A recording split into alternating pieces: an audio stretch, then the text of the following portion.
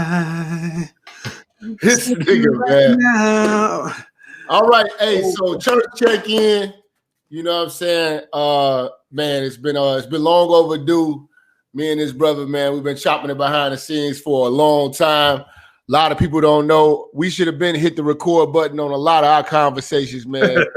really putting it together the right way. But I got my man Kevin Samuels in the building. You know what I'm saying? Say what's up to the people, bro. What's going on, everybody? Hey, so check it out. Kev been following this shit ever since I was cooking old ladies. And he hit me up and was like, Jap, we gotta do something about them old bitches. And I was getting flagged left and right, and I was in the streets though, and we couldn't get this shit done.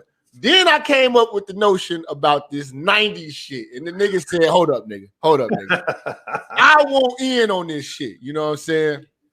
So you know what I'm saying? So I said, man, who better to tell us about the 90s dating scene than a motherfucker who survived it? You know survived that bitch, boy. So we got Kevin Samuels up in here. We doing today, before we go to the movie review, because you know we still got that coming up tonight, but we gonna deal with the 90s scene. Where are they now? I want Kev to break everything down from the dating, the clothing, the how these chicks was acting.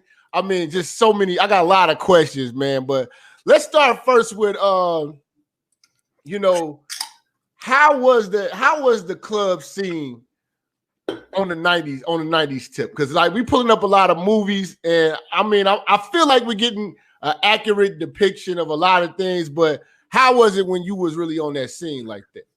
Bruh. we was out from Wednesday to Saturday. Wednesday night, ladies' night. So ladies got in free before 11.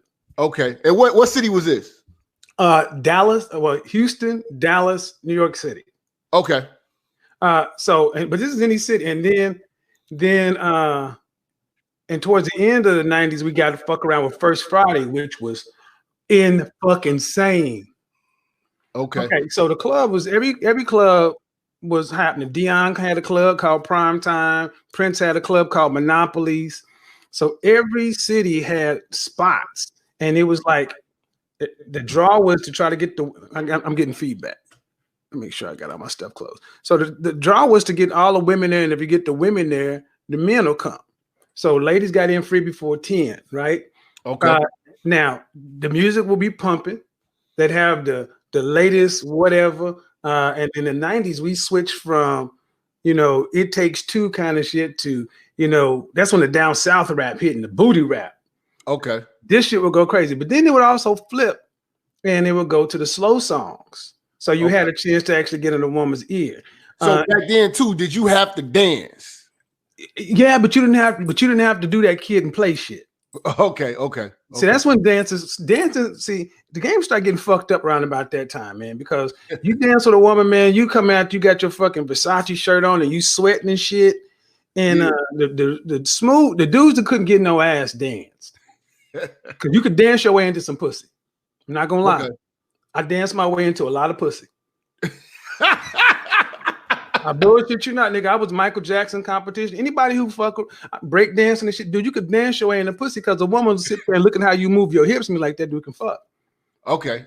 You know, we doing the jungle walk and the snake and shit, and you doing all this shit.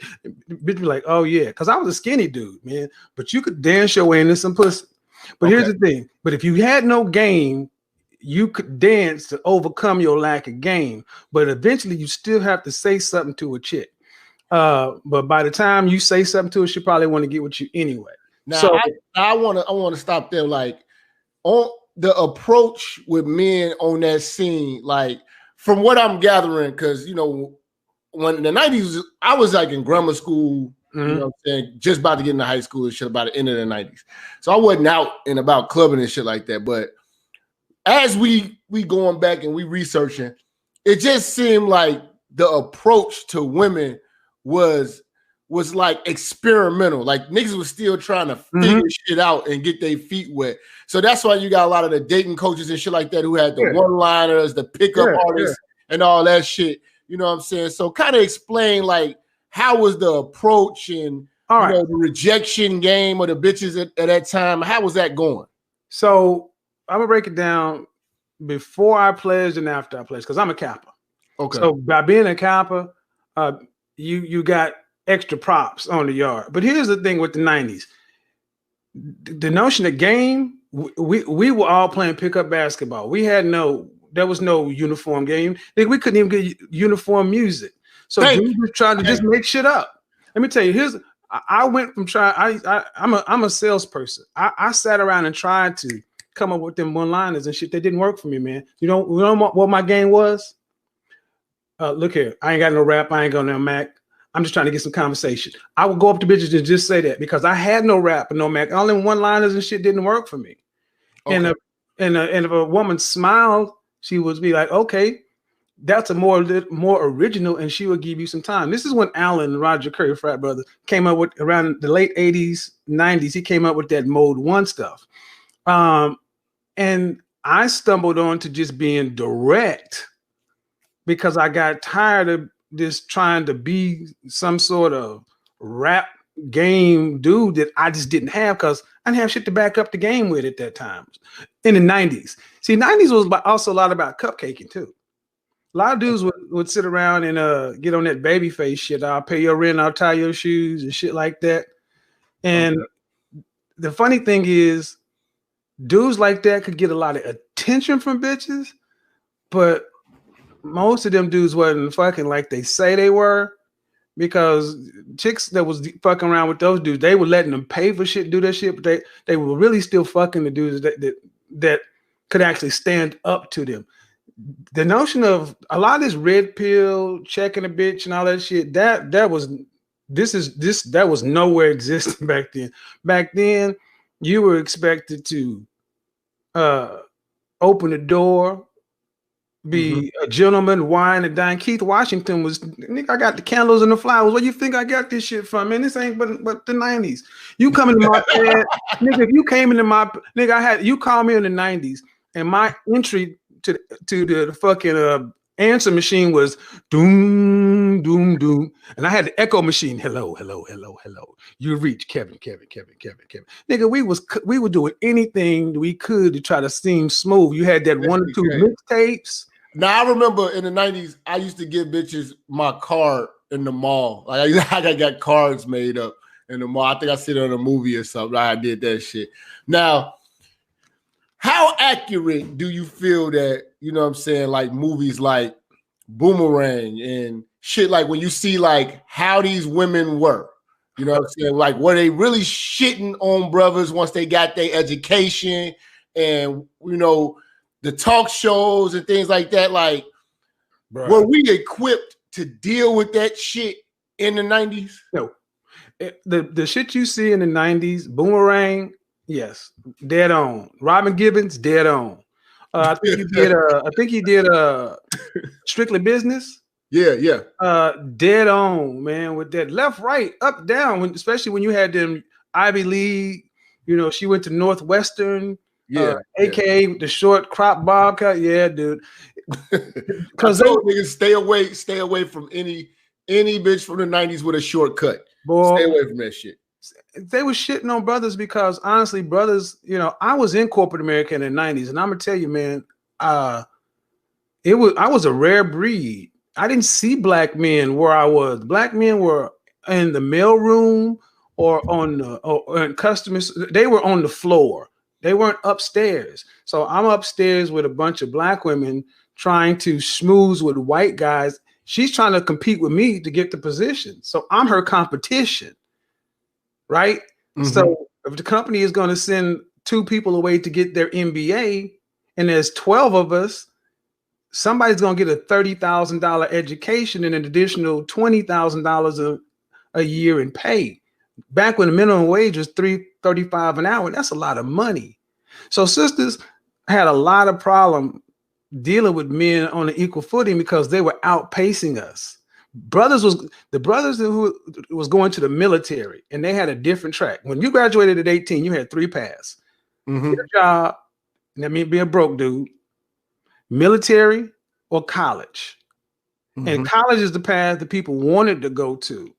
job was the least valuable. The job, if you got a job, it was assumed you couldn't go to college or the military. Now, but then like they had good jobs back then too, like the factory jobs. That's what I was about to say. Now, when I say job, I mean a job. I don't mean a good GM job. I don't mean them good factory union jobs. They were dying out about that time. Yeah, yeah. So, and here's the net of it. When you got brothers going to college and you getting all these feminist ideals, and the first time you were away from home, and most of us were raised under our mothers. We out here and these women are around all these white women getting all these liberated ideas. Dude, I remember the first relationship panel I sat on in 1989 before Shahrazad Ali came out.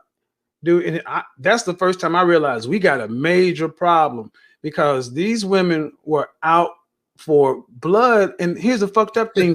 A lot of the shit they were talking about, they personally never experienced. They're importing shit that their mamas and their aunties is talking about. My mother's generation.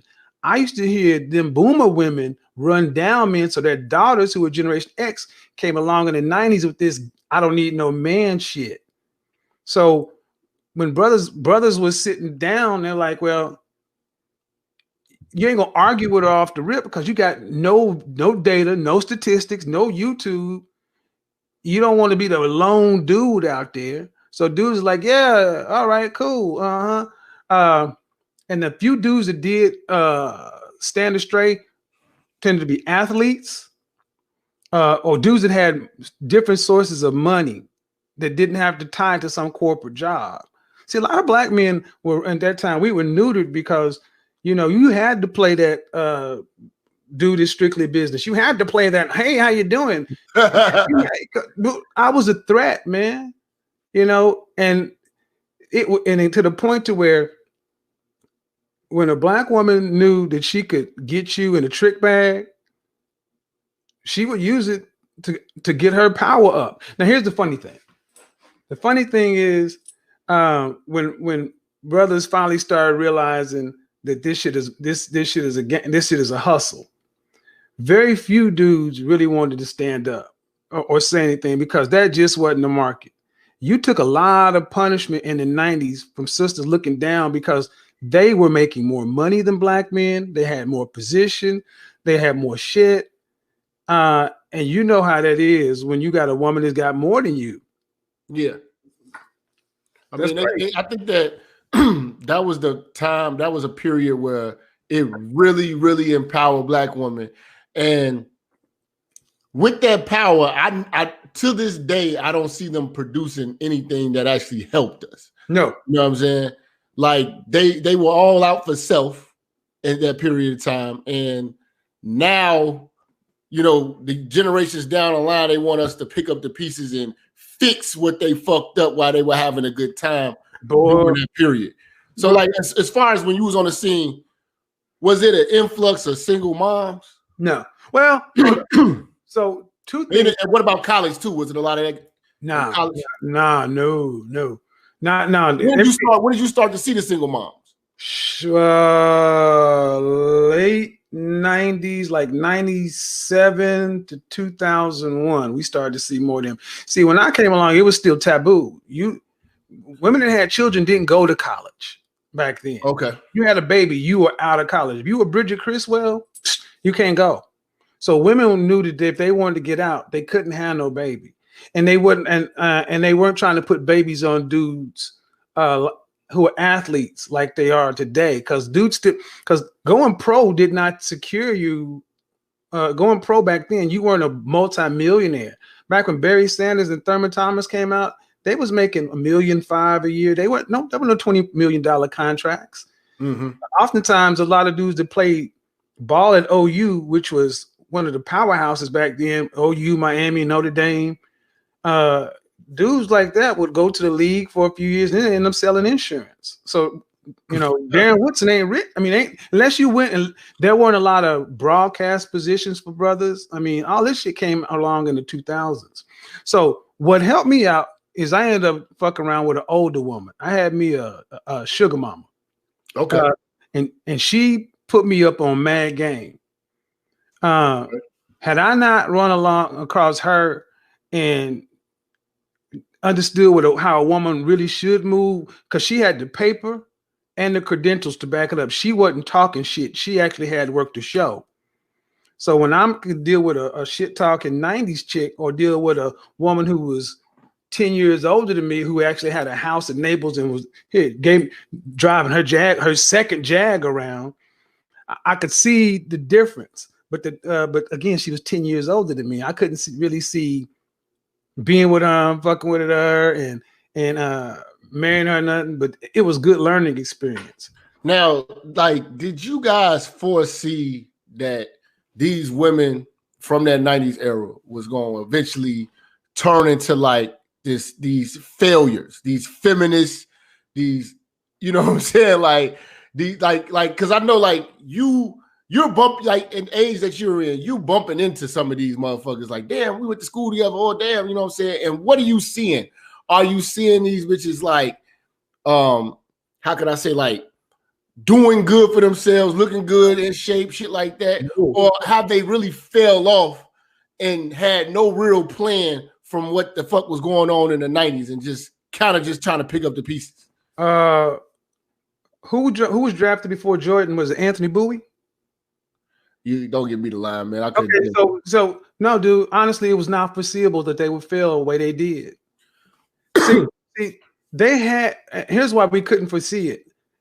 Black women have always been put ahead of black men as far as the family. If somebody had to go to college, you sent the girl to college because the guy could get that good factory job, and then they would always come back home and try to pool the money with the family. But but my generation was the first generation that they're turning their back on the family traditions. They kept all the shit for themselves. And the problem is, they kept it all to themselves. And this is when you saw a lot of people getting married around 95 to 96. You saw a lot of people start getting married or trying to have children around 26 or 27, 26 to 29. But the shit wasn't working because you got a woman who thinks she's better than you. She's not your equal. So you button heads with this stuff. So this is why you see short-term marriages falling apart. My generation, that's why you find a lot of dudes my age who've been married twice. We still tried to do it. Yeah, like I was always wondering about that. Like, as far as like the divorce game, it just seemed like the 90s had the most vindictive, you know what I'm saying? Like that was the height of that was the kickoff of the divorce game, the alimony game, the run a man through the ringer game. Right. Like that's when it was really popular.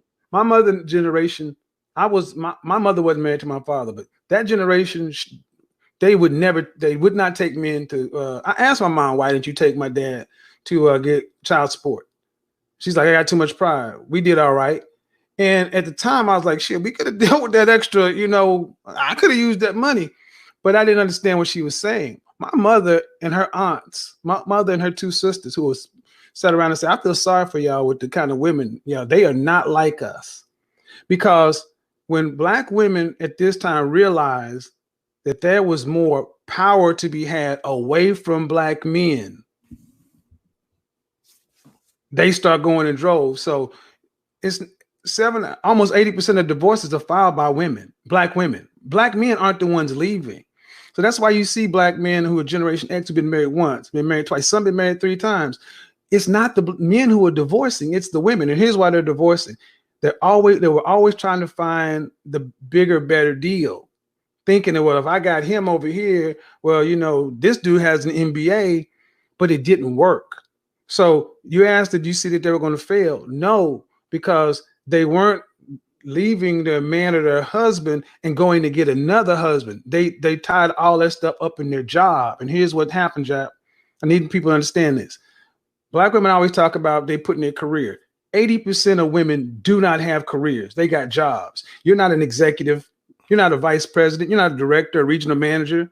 You have the largest employers of black women in the federal government and retail. You're an office manager. You're a supervisor. You got a job, not a career with a path. So they were getting paid a lot of money for jobs and they didn't feel like they needed a man. So when you don't need us, the dating scene started to turn. It started being from you could go ask a woman to dance and she'd be like, cool, to starting to turn their nose up at you, to where you know, when I was in college, women didn't dance in groups, but 10 years later, they start dancing in groups to crazy ass songs. It completely flipped, man. Now, the funny thing is, fast forward to when the people start hitting around age 40, you start seeing women but out of shape, overweight, kids, 1 to 3 kids by 2 dudes, and then they're calling you back up at you go to the college reunion, and Tisha is 225 pounds and then had a stroke. Now she's trying to see, I always liked you. What? Now you didn't want to fuck with me when you was a size 4 and your collarbone was showing. But now you the collarbones. Yeah, but now you 225 pounds and you got thick ankles and your fat fingers and your hands and yeah, I'm like, no, I ain't. So these brother, when I turned 40, it was like the world opened. I was like, where are all you bitches? Where were all y'all? What was all this compliance and stuff when it was time for that? See, I think black women really believed that they would really be all right. They really believed that they were going to be happy with their jobs and no men, with their nice flat and their Audis and their girl trips, not realizing that shit was temporary and fleeting. And in 2008, when the economic collapse happened and it hit white collar people and we were losing 700,000 jobs a month, that was them white collar jobs. That's when they got hit. Then you saw this shit go real off. That was my generation that was in the Bill Crunch, because you got a lot of these women who were trying to be managers at JCPenney or whatever, and they were getting outsourced. And so now it's like, that's when the gender war kicked into high gear, because you got a bunch of 40-year-old people unattached. Now, okay, so when you were dating chicks in the 90s, I know right now, dating chicks right now in the 2020 era, fucking is like, it's like getting a napkin. You know what I'm saying? It's going to fucking happen. It's not even anything to discuss. These chicks are aggressive freaks. They are, you know what I'm saying? And they're extremely easy, like a Sunday morning. But it just seemed like the 90s, y'all really had, like, again, because it was a lot of experimental game that y'all had to run. Y'all had to do the flowers, the candles, you know what I'm saying? You know, y'all had to be on point on every last thing. Like one slip up will set you back 3 weeks. You know what I'm saying? So do you feel that the women of the 90s had a little bit more standard about themselves? Yeah, because they were not fucking as much publicly. See, in the 90s, I mean, we were fucking. We were fucking back then. The thing is, that women weren't proud to talk about their sexual history, and they kept it at least an illusion of virtue.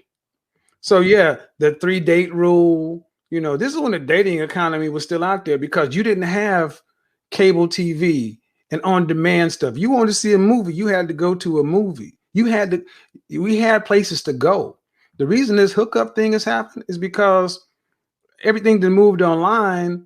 Well, I don't want to go down that far. So yeah, dating was different.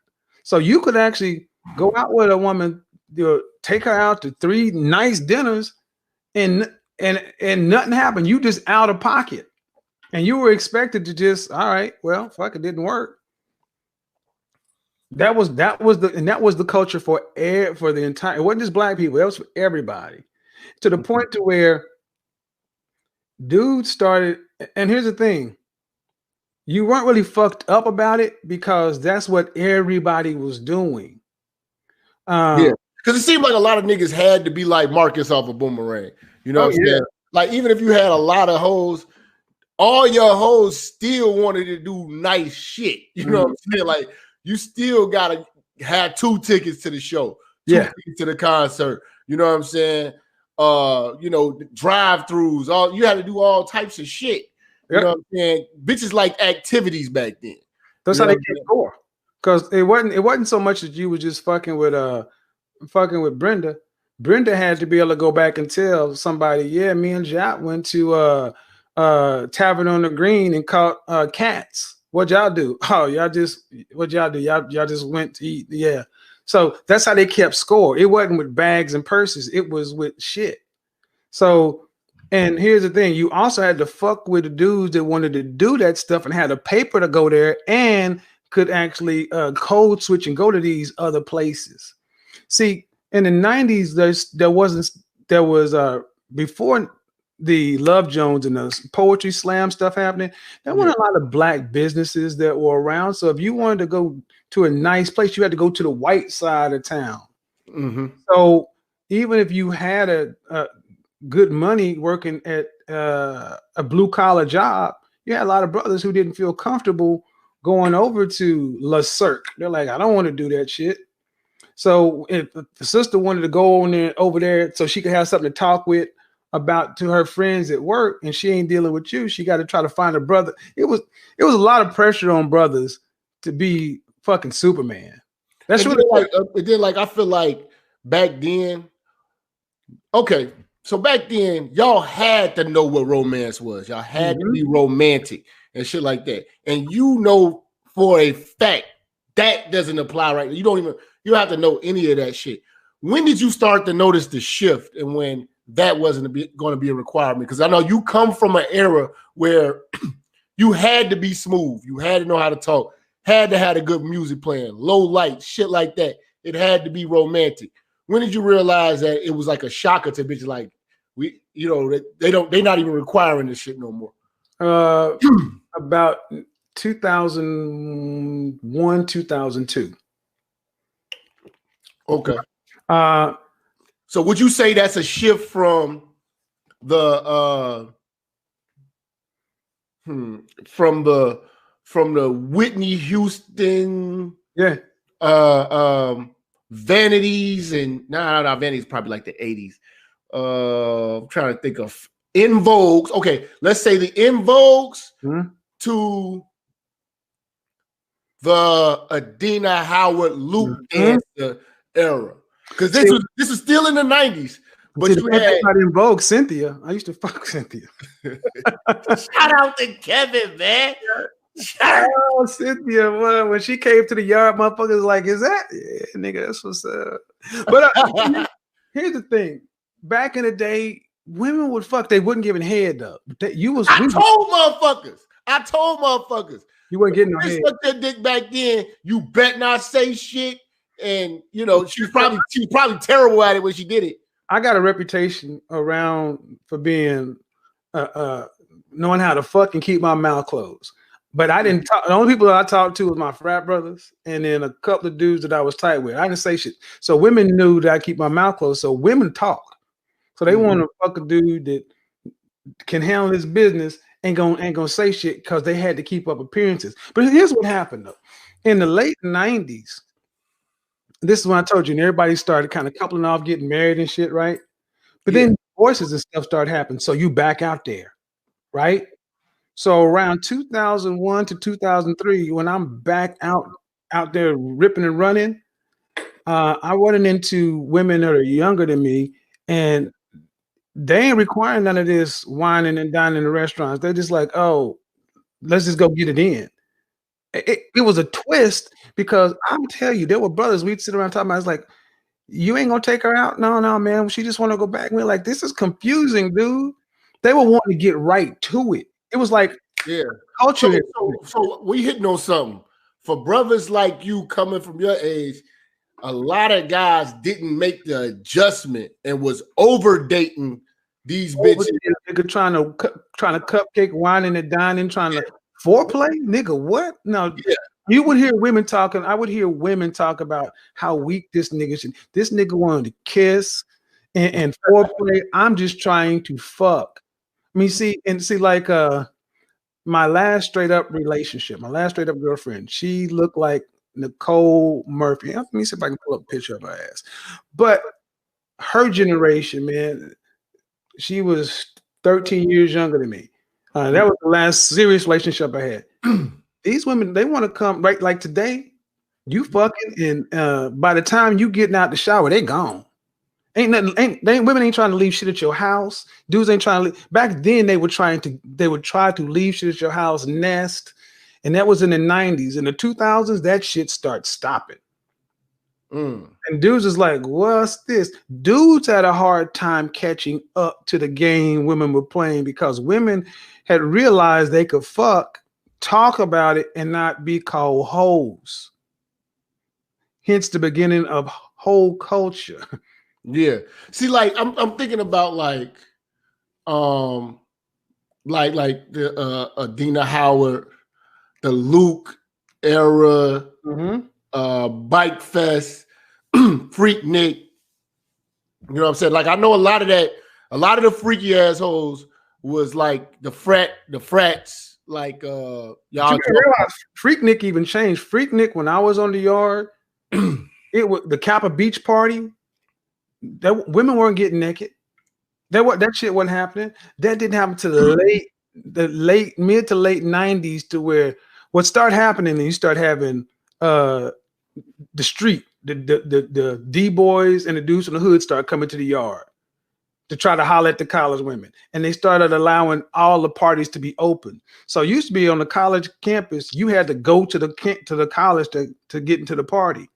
And if not, you had to show a college ID. Kind of like what Facebook was. Facebook was right. Was but college, and it got niggified when they let everybody. When you start having parties off the yard, then dudes start coming in. The quality control dropped, and then more competition came in. It got crazy because, like Freak Nick, the shit that was going on with the people at Freak Nick, I can almost guarantee you, most of them people were not in college. They just showed up.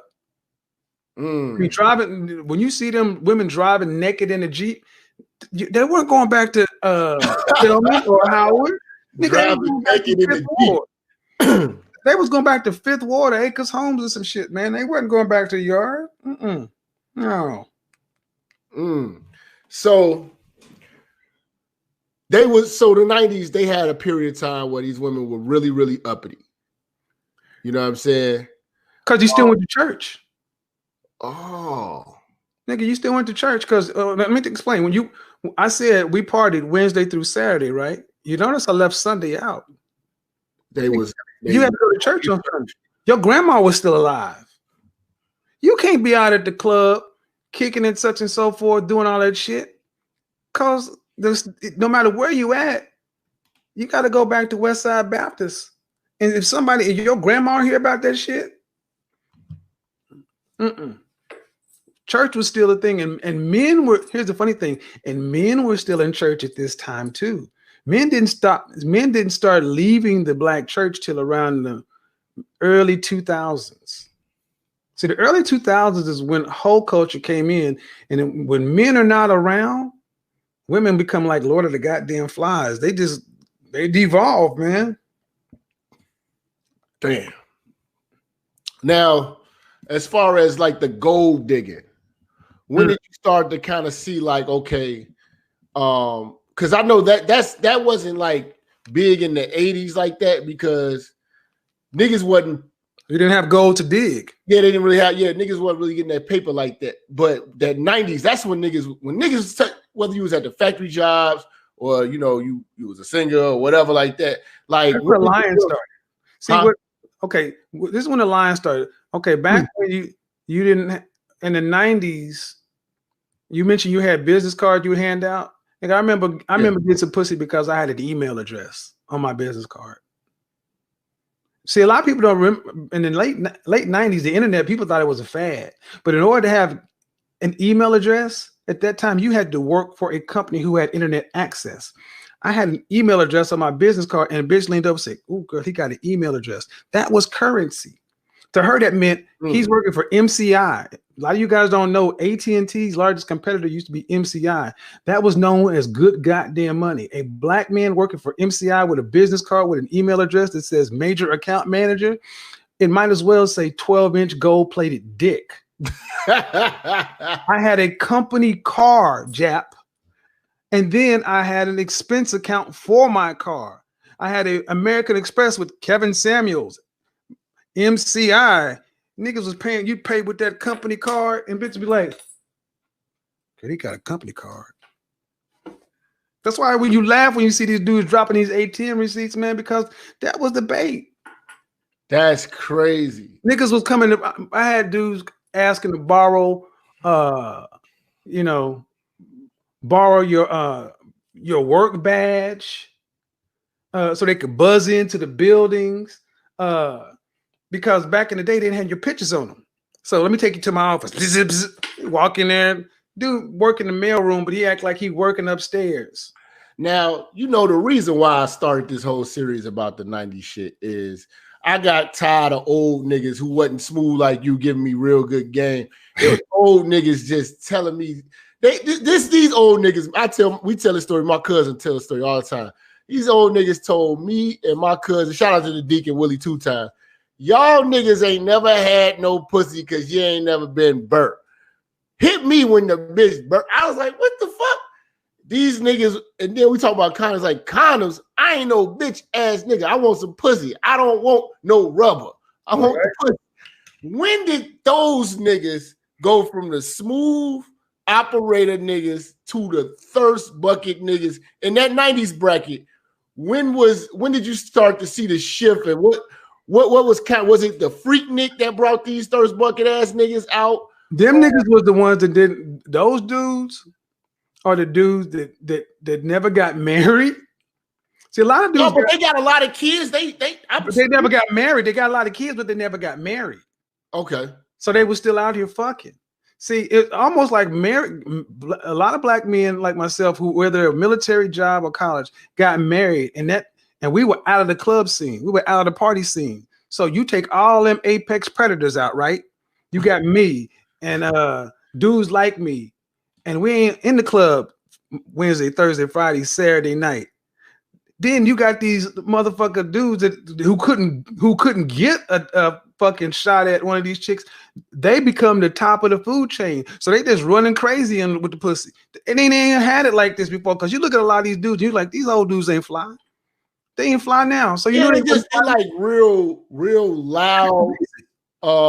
They really obnoxious. You know what I'm saying? They're like, unruly. They kind of scared of bitches, but they always, they lead with their dick. They always saying outlandish, nasty shit. And they get to talking about the shit that they were doing. And these niggas got a lot of wounds, a lot of kids and shit like that. Like, now I know on the 90s tip, this was when Magic Johnson had to announce about AIDS. How do you feel being actually on the scene? Like, how do you feel about safe sex and how was it promoted? Like, was the women like asking to get raw, or was the niggas going raw off top? No. Was it everybody had to pull out? No. In the 90s, man, look here. You were fucking in the 90s. There was no condoms. See, first off, you couldn't even buy condoms. They weren't widely available. I remember going to the Eckerd's, which is that's interesting. That's interesting.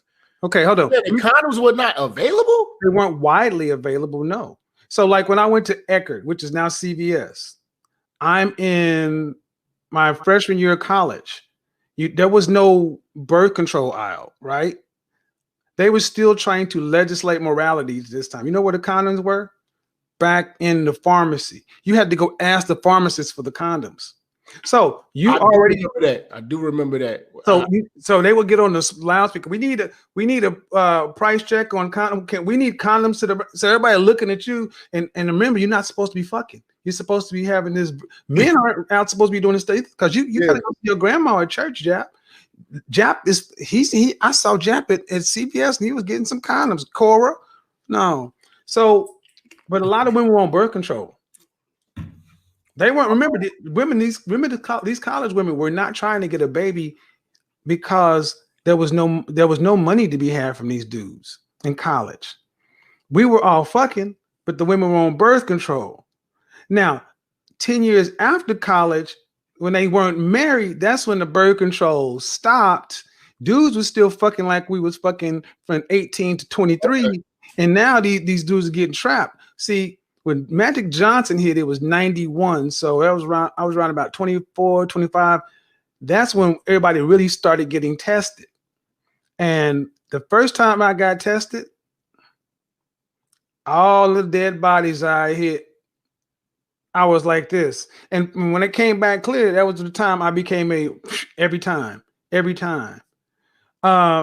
more condoms we start becoming available. I want you to go look at the porn. Go look at the porn from the 70s on through the 80s. No condom. Then from porn from 1990 to 1995, almost 100% of the porn had condoms on. Because I do remember TLC really pushing condoms and making condoms fashionable. You know what I'm saying? Like it was like a big push, but it just didn't seem like it was resonating because the niggas that I speak to from that era are anti-condom niggas. You know what I'm saying? It's like, and it's like we speak in two different languages. Like if you watch Backdraft, for instance, the firefighter in Backdraft, he would just run up in the building with a scarf over his mouth and a pickaxe and just go grab people. You know what I'm saying? But like firefighters now be looking at this shit like, hold on, man. They niggas putting on an oxygen mask, all types of shit. You know what I'm saying? We're not walking. Well, back in it, okay. So it's just how they was that in when them those different eras talk. It's like a foreign language. Like, dog, do you know you can get cancer from walking into that? But understand something, dude. Yeah, these dudes came. These guys. My father has 13 children. We come from our mothers didn't put our fathers on child support. Okay. We don't understand what child support is. When we're fucking at the same age they were fucking, the women were on birth control. The worst thing you could get would be chlamydia. Okay, there was no herpes. Really wasn't even a thing. It was kind of the thing, but it wasn't a thing. So it was a joke to a lot of dudes. Oh, you got you. It's called you got you a dose. The thing dudes worried about getting. They worried about. I heard my daddy used to say something about the little red schoolhouse. Yep. They used to worry about getting crabs more than they worried about getting a venereal disease. But see, after 95, 96, you got a lot of women who've been fucking since the age of 14 up until about 27. They're not wifed. They're not doing anything. And then we're in the mid 90s. They stopped fucking like their mothers stopped fucking. They start telling dudes, I'll take the condom off. I want you to go raw. I'm allergic to latex because a lot of different condoms started coming onto the market. Oh, these things aren't pre-lubricated. I can't use this one. I can't use that one. So dudes are still like, well, all my life women have been on birth control. But see, women start playing a different game in the 90s. They start playing if I can get this nigga to go raw up in me, I'm not married. I don't have really anybody suiting me. I got baby fever kicks in and then child support kicks in. This was new, Jap. No generation had this happen. The women, imagine if so you said 90s was the child support era. Yeah, because think about it. My father has 13 kids by 5 different women. He didn't pay child support for any of us. Why do you think dudes had all these women? Women didn't put kids on child support. They just didn't do it. Now, see, what I started using more condoms is because I didn't want to be like my dad. I didn't want to have 13 kids. So when I really got my head about myself, it wasn't that I was under the threat. I just didn't want to be that dude. And I also was in corporate America, unlike a lot of black dudes. So I had some shit to lose. A lot of black men felt like they didn't have shit to lose. They had them good jobs with them good benefits. Dude, when you worked at GM, your out-of-pocket premium for Cigna premium medical insurance was $5. Prescriptions were free. Brand name prescriptions was $3. I had cancer, right? My mother worked for Firestone, good union job. My chemotherapy treatment was almost $400,000. My family paid $16,000 out of pocket because of that good insurance. So dudes back that time figured, even if I do have a kid, got benefits. But then these jobs start losing it. And here's the funny thing. Black women knew that all this stuff was happening, but at this time, they became all about self. Men were still in the community. Black women became supremely selfish right then. That's when the child support thing started happening, running through dudes through the ringers, and dudes is trying to play catch up. I mean, why you think? Kev? Hey, I want to talk to the church. We got Kevin Samuels in the building. You know what I'm saying? We talking about that 90s scene, an authentic nigga who's been on the 90s scene, did it, lived it, survived it. We hearing it from the horse's mouth. You niggas better motherfucker come out of pocket.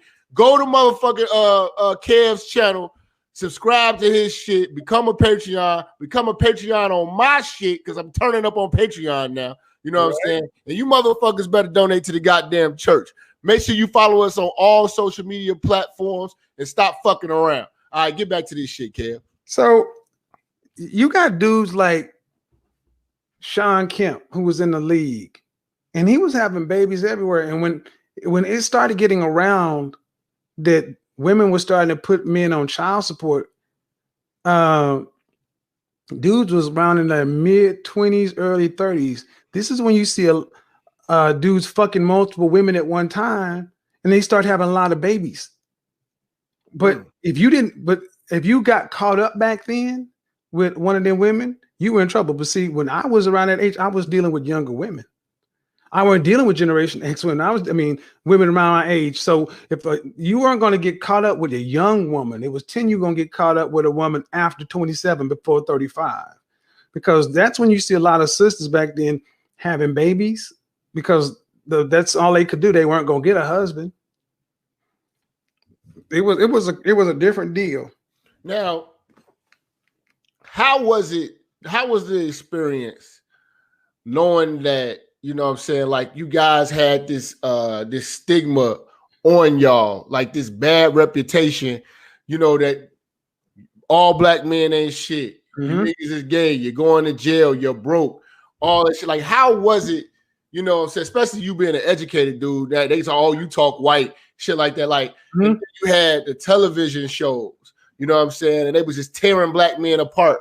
The fucking Ricky Lake, Sally Jesse, Rolanda, Queen Latifah, god damn, did I say Jenny Jones? On and on, yeah. Oprah. All of these shows was frying niggas. You know what I'm saying? Like, how was the experience, like actually walking up to a black woman at that time? You know what I'm saying? How was the approach? If you approached a black woman by herself, it's one thing. It was still pretty normal. But when you start approaching in groups, that's when the nuclear rejection started. Because they started getting off on insulting brothers, because our image was being destroyed. Our image was being destroyed everywhere we turned. So when I would go to work, if oftentimes my non-black coworkers would ask me questions, and I'm like the representative for all black people. I had to represent all black men. That's a hell of a burden to carry. And it's like you didn't get any support from black women in the office, because if you were being torn down, they could shine better. So let's say you walk up to a sister who's, well, I don't know, she just came out of the mall. You could still chop it up and talk to her, because they were still used to men talking. But when you go to the club, which is where we used to interact with each other, the music became more aggressive. See, we went from New Jack Swing and you know, Kid and Play. You know, we were happy and smiling. We found love. So we went from that to y'all niggas ain't ready though. The music became aggressive, and it was bitches ain't shit. But I mean, so the tone changed. It became pistol grip pump on my lap at all time. You know, it became real aggressive. So I remember being down. Give me a second. I remember taking that cool, smooth shit. I came, roses are red, stepping down with the bitches throwing the rose petals and shit on the Coming to America. And I'm coming down at the aisle doing the step show, and bitches are going crazy. Ooh! And the suspenders and the bow tie and the slacks and doing this cool shit. All that smooth shit in Oklahoma. Move down to Houston. Go down to the Kappa Beach party, and I got a frat brother. This nigga looked like Shabba Ranks. This nigga was through, completely finished, ugly motherfucker. But he had this fly ass convertible red Beamer, and this bad yellow bone walked by, and that was my shit. She walked by, and I came out with that, you know, matching polo with the matching polo socks, with the Kohans and the starched the starched shorts, and you know that whole fucking Obsession cologne or whatever, or what was it, skate? And I was like, and I came with this, and I came with that baby face game. And hey, I tried to say something corny to her. And that bitch turned around and looked at me, nigga, like I had shit on me because she was with her friend.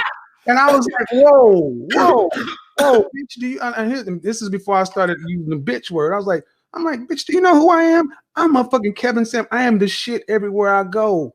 I am King Kappa Kevin. Bitch, do you not know who? No, they didn't. I'm in Houston. I don't have that rep down here. Yeah. And then Noop turned to me and said, no, frat. That shit don't work down here, man. That ain't how you do it. Now he plays the year after I did, and he's putting me up on. I'm like, what are you talking about? He's like, I know, man. That ain't how you do it. He's like, let me show you. She walked back by with her girls after they got some chicken or some shit, right? Now remember, this motherfucker, I'm smooth and shit with the waves, the baby face hair and shit. He slapped this shit on chick on the ass on her chick, pow! And she walked by. Hey, Red, come here. You know what she did, Jack? And he hit her hard, man, to where her ass rippled. Blah, blah, blah. I was like, and she turned around.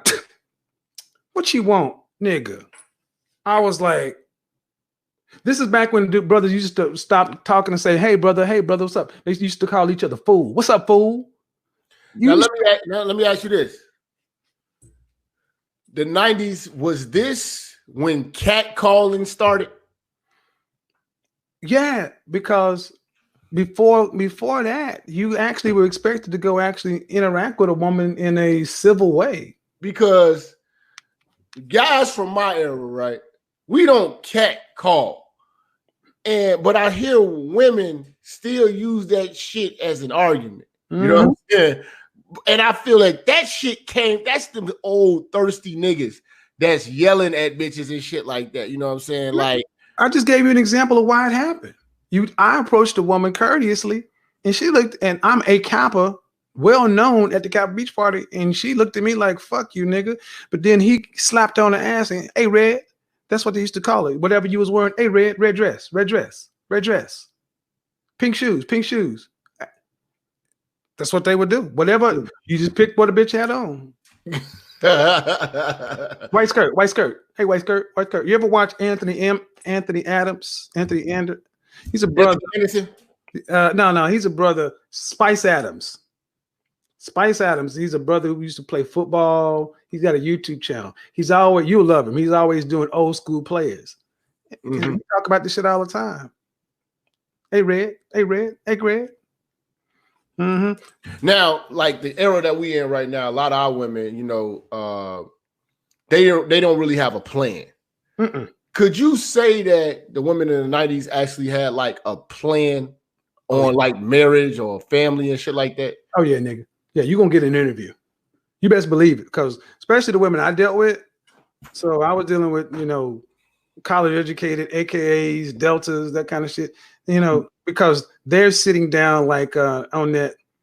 My kind of woman I dealt with was, if you go back to Soul Food, the Vanessa Williams character, that was my kind of shit. Oh, she was a bitch, right? But that's the point. Those are the bitches that you got to have a plan. Okay, Kevin. So what do you want to have?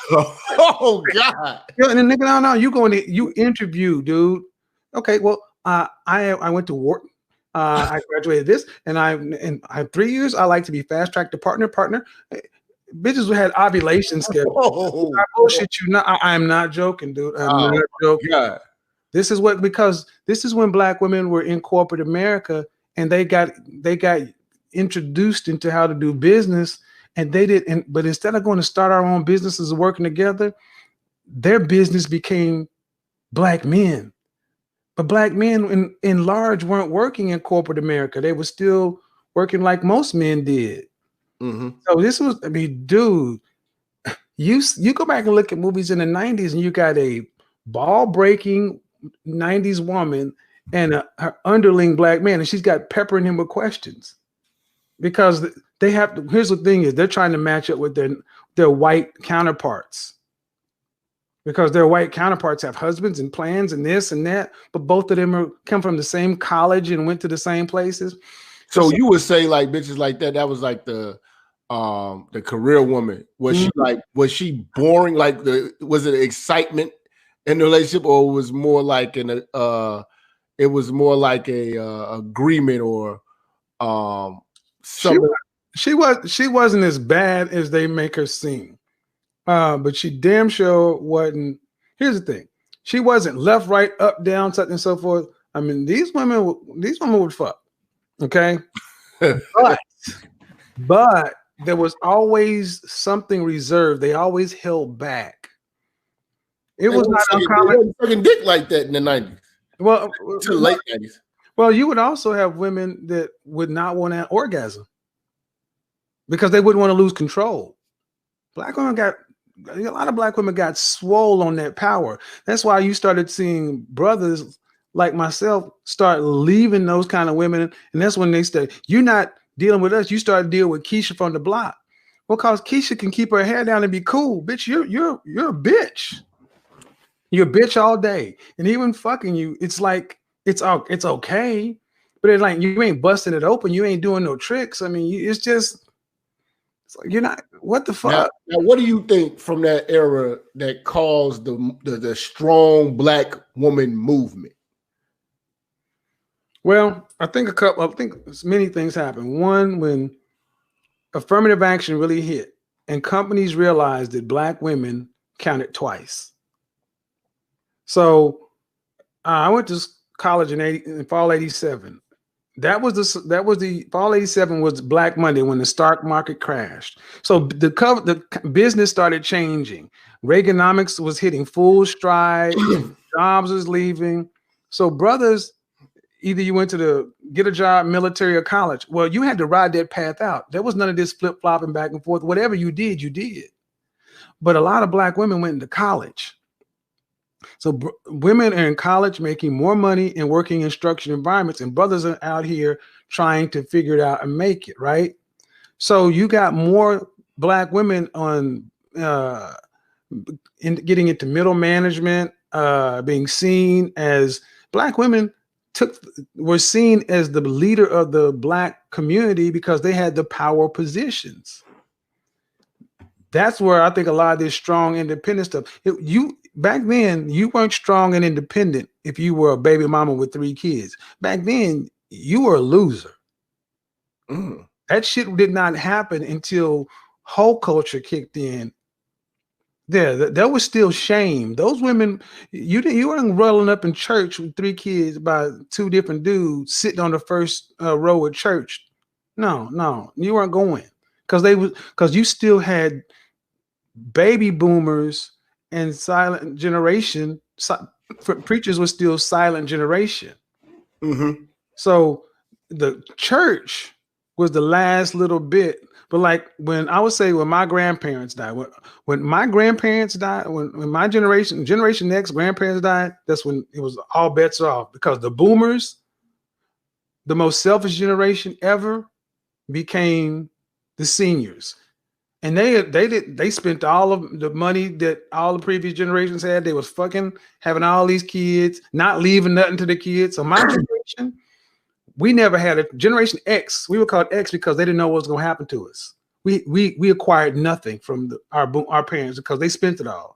And in black community, when crack happened, even worse, black men my age now, 40 plus, are where a lot of guys were in their 20s. So but our women weren't. So the average black woman looking at a black man knew the probability said, I'm more educated, got more money, got more shit than you. That was just a probability, because brothers, if you're in the military, you're not in the country, right? So you're not on the table. If you're in jail, you're not on the table. So if you're still here, it's more likely that the women had more than you. But what happened was black men took that L and got our ass kicked. But we went and did what black women didn't do. We started working and started getting ourselves together. And now you see brothers are rising. We start teaching young guys, don't do this shit, man. Don't be going around. Yeah, see, that's the advice we need to really get our older brothers to start doing, telling young brothers what not to do. They telling niggas. Jackson just did so on Instagram. Yeah. I'm definitely gonna speak about that. That was like the best. That was some of the best advice I heard from an older brother in a while, and he's been through it. Was he in the 90s in the league? Yeah, well, he's late 80s. Yeah. Here's the thing, though. My grandfather's generation, they didn't do that. My father's generation was the one out there fucking, and they had no responsibility, so they couldn't speak to what the sins of the father visited on the son. And the environment wasn't such that you could say anything. But now the environment is such that guys are telling dudes, you don't want to go down this path. That's number one. Number two, dating out. When you talk about interracial dating, it used to be black man, black, and a white woman. That's what everybody automatically thinks. But no, now it's Latinas, Hispanic. I mean, Latinas, Asians. Now, this is what I did want to ask you. The 90s, right? Mm-hmm. This was the jungle fever era. Right.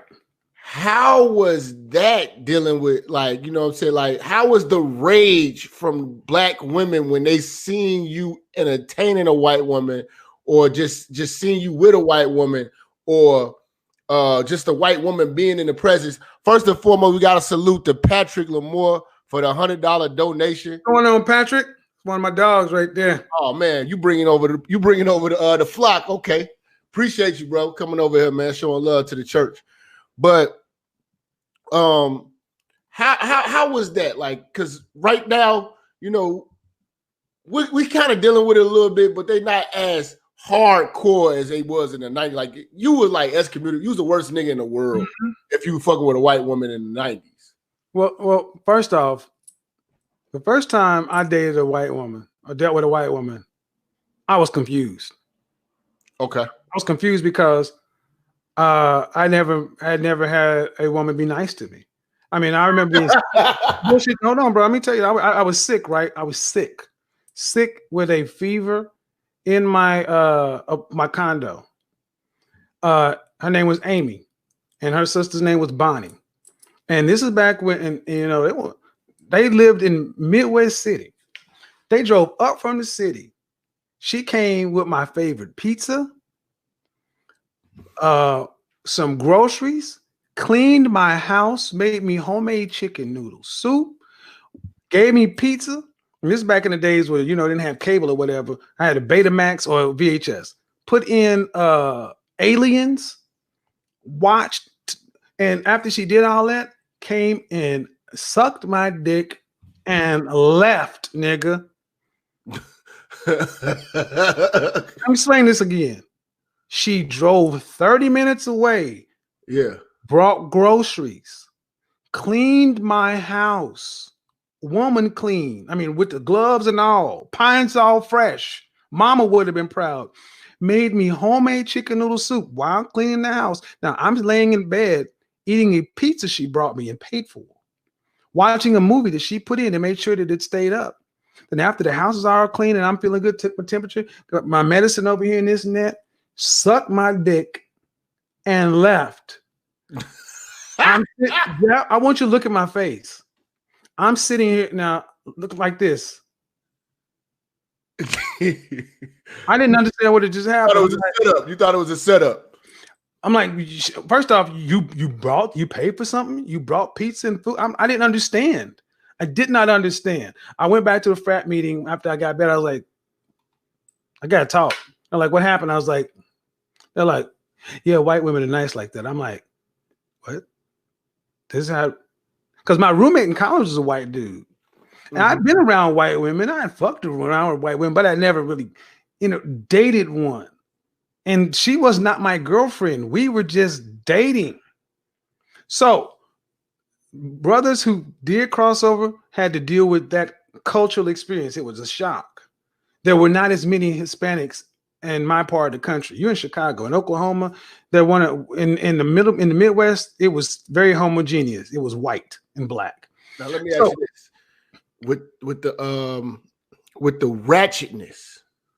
I know you like the white bitches out there, they were nice. But when did you kind of start like, okay, we were watching Boomerang, and there wasn't like ratchets. You know what I'm saying? Like big, like ratchet weave, like purple weave, right? Shit like that. Like these bitches actually was looking good. When did you start to see the bitches diminish their beauty into like this transsexualized energy that's coming now? Dude, that was really, man, that's been in the last 15 years, man. That it came right after, at the beginning, when women finally became really sexually liberated and talking about sex. Adina Howard, I need a freak in the morning, freak in the evening. Yeah, okay. They really start talking about fucking and sucking and all this other stuff.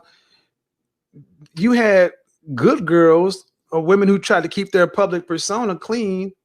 This is when the passion parties and all that stuff started. Where do you think they were learning this shit from? They would go learn it from the women who were in the street out there or gay guys.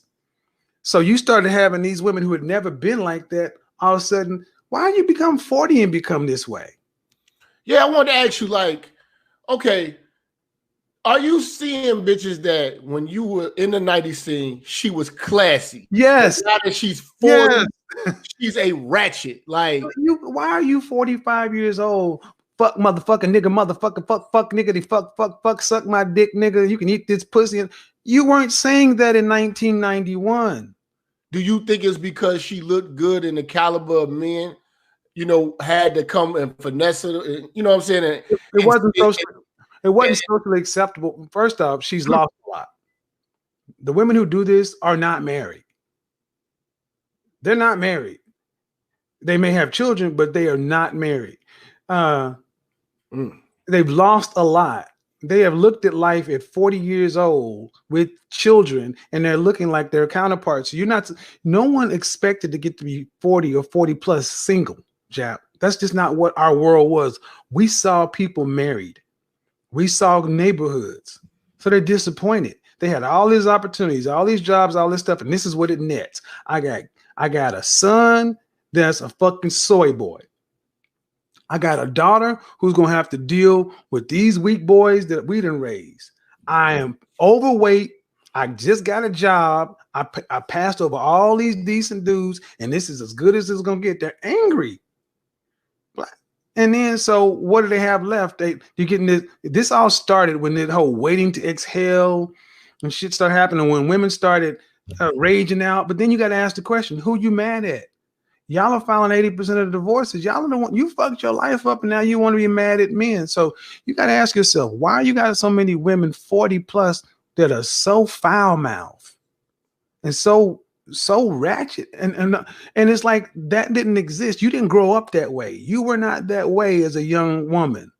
In college, you weren't like that. You couldn't get away with that on college. Well, at that time, you couldn't get away with that on college campus. You couldn't go to class talking like that. Now we watching Waiting to Exhale, and what is her goddamn name? The chick that plays Sunshine and Lila Rashawn. Okay, Lila Rashawn, finest motherfucker. Probably she goes down in the history books for beautiful. She was, but now, in the 90s. Were the women that looked that good that promiscuous? And were they able to hide it well? Promiscuous? They weren't fucking 50 dudes, but they were fucking 2-3 dudes a week. Yeah. That's promiscuous. No, they were, you know. Now I'll say yes. I didn't deal with ugly women, so I dealt with a lot of beautiful women, and it was a smaller circle. But you kept your mouth closed. But they weren't racking up. A lot of these women still wanted to. They wanted to have a long-term relationship. They weren't trying to serially date. It's like Lila Rashawn. Lila Rashawn, and you know, people wanted to be like her, but I think she has Graves' disease or something like that. She got really big. And here's the problem. A lot of the women back then waited too long, stayed in the game too long, overplayed their hand, and life caught up with them. So now, let me tell you something that happens. I know so many women, Jap, who around 25 years old got that kid we talked about earlier, right? They were fucking in college, but they never had a baby in college, but they got that kid around 27, 25 years old, right? Yeah. All right. Then here's another phenomenon that start happening. When that kid, and I know the name you're gonna say, you don't want to say it. When that first kid they had turned 18, all of a sudden they go out and get pregnant again in their 40s. Mm-hmm. Why? Because they know that one kid was their family. They had another. Why you got a 40-year-old, 40-plus-year-old woman having another baby and you had already done it once? Because they know they're not going to get a husband. There's a book called Promises I Can Keep. Why women choose to have children over marriage. See, a woman knows when she has a kid, that's going to be unconditional love and all this other kind of stuff. With a man, you're going to have to do something.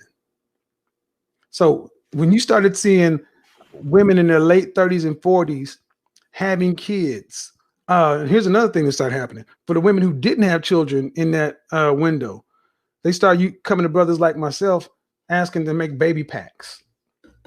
What's that? Hey, Kevin, we went to college together. I always thought you were a good dude. You know what? I want to have a kid. Tell you what, you will do it. Can you donate your sperm? Here's the paperwork. You can sign off on that. You have no legal responsibility at all. I just need a donation. Now we can do it the old-fashioned way. We can go to the clinic. I can pay you a baby pack. Going half on a baby. Legally, they were because the chances of they would rather do it with somebody they knew than just getting some random dick from Rodney in the club and making a baby packs. Okay.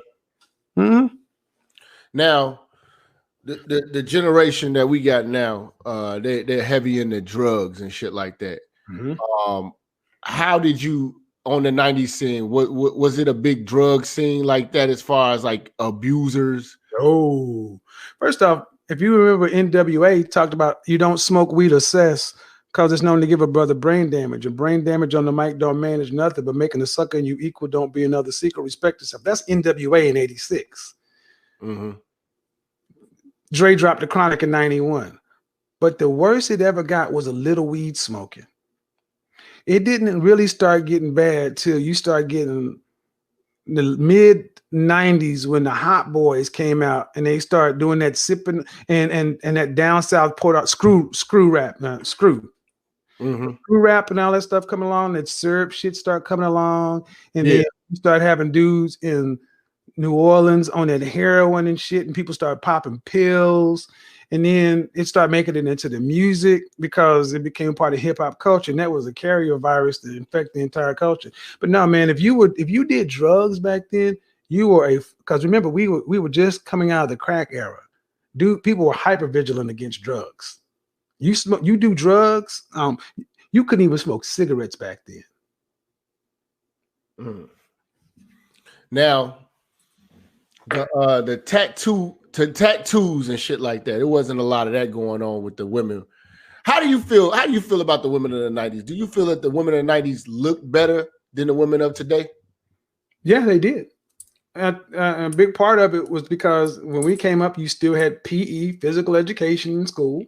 Mm-hmm. We grew up and we had a recess. We played. We missed meals. We didn't have as much food, and then you didn't have as access to all these sodas and shit. So we had a healthier diet. We cooked more. So what I've come to see is that y'all actually had some women that were worthy of rawing. Oh yeah. You know, I was in your video in your chat room that one night. I'm like, no, dog. Tisha Campbell. Yes, bro. We had women that you'd be like, all right, if she get pregnant, I'm good with it. She fine as a motherfucker. I mean, yeah, like I'm just thinking about like Vanessa Williams. And the pussy was better. It was better, man. It was better. Was it better because of the hair? It was better because here's how I think it was better. The hair, but I think it was also better because of the baby oil and the cocoa butter. Women took care of themselves back They then. had college. I'm looking at the Their college. skin was clear. They drank. You can see the rib cage in the middle of their titties. I mean, you look at a woman's hands back then. Even if she didn't have her nails done with French tips or something, her hands were clean. They didn't have. See, today, sisters, they wear all that. If they wear a lot of makeup, if they wear it, and the tattoos, out of shape, colored hair, it's like you don't even know what you're getting, man. When you talked about that woman in I'm Gonna Get You Sucking when she was taking all that shit off, yeah, that was a joke, but that's really kind of what you get right now. And here's the thing. Women were softer back then too, because you could be fucking a bitch and she's and she's all this moaning and shit and eyes rolling back and instead of looking you in the eye like, come on, nigga, come on. Fuck shit. I mean, like, God damn. Yeah, I ain't gonna lie, these bitches will fuck back. Dude. I mean, and the thing is, we had women that fuck back then, but even fucking back then, they fuck back and they would give you something. They would give you that feminine moan. It wasn't that. Come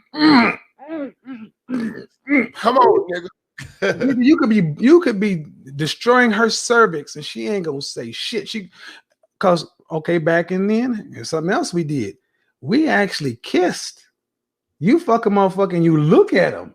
It wasn't just doggy style. You looking at a motherfucker and women be looking in your eyes and yeah, because like y'all was on the dance floor. Y'all actually had slow dancing. Nigga, you could fuck on the dance floor. Now I told you, dude, you could dance your way into some pussy. I bullshit you not. You slow dances, nigga. That was a skill.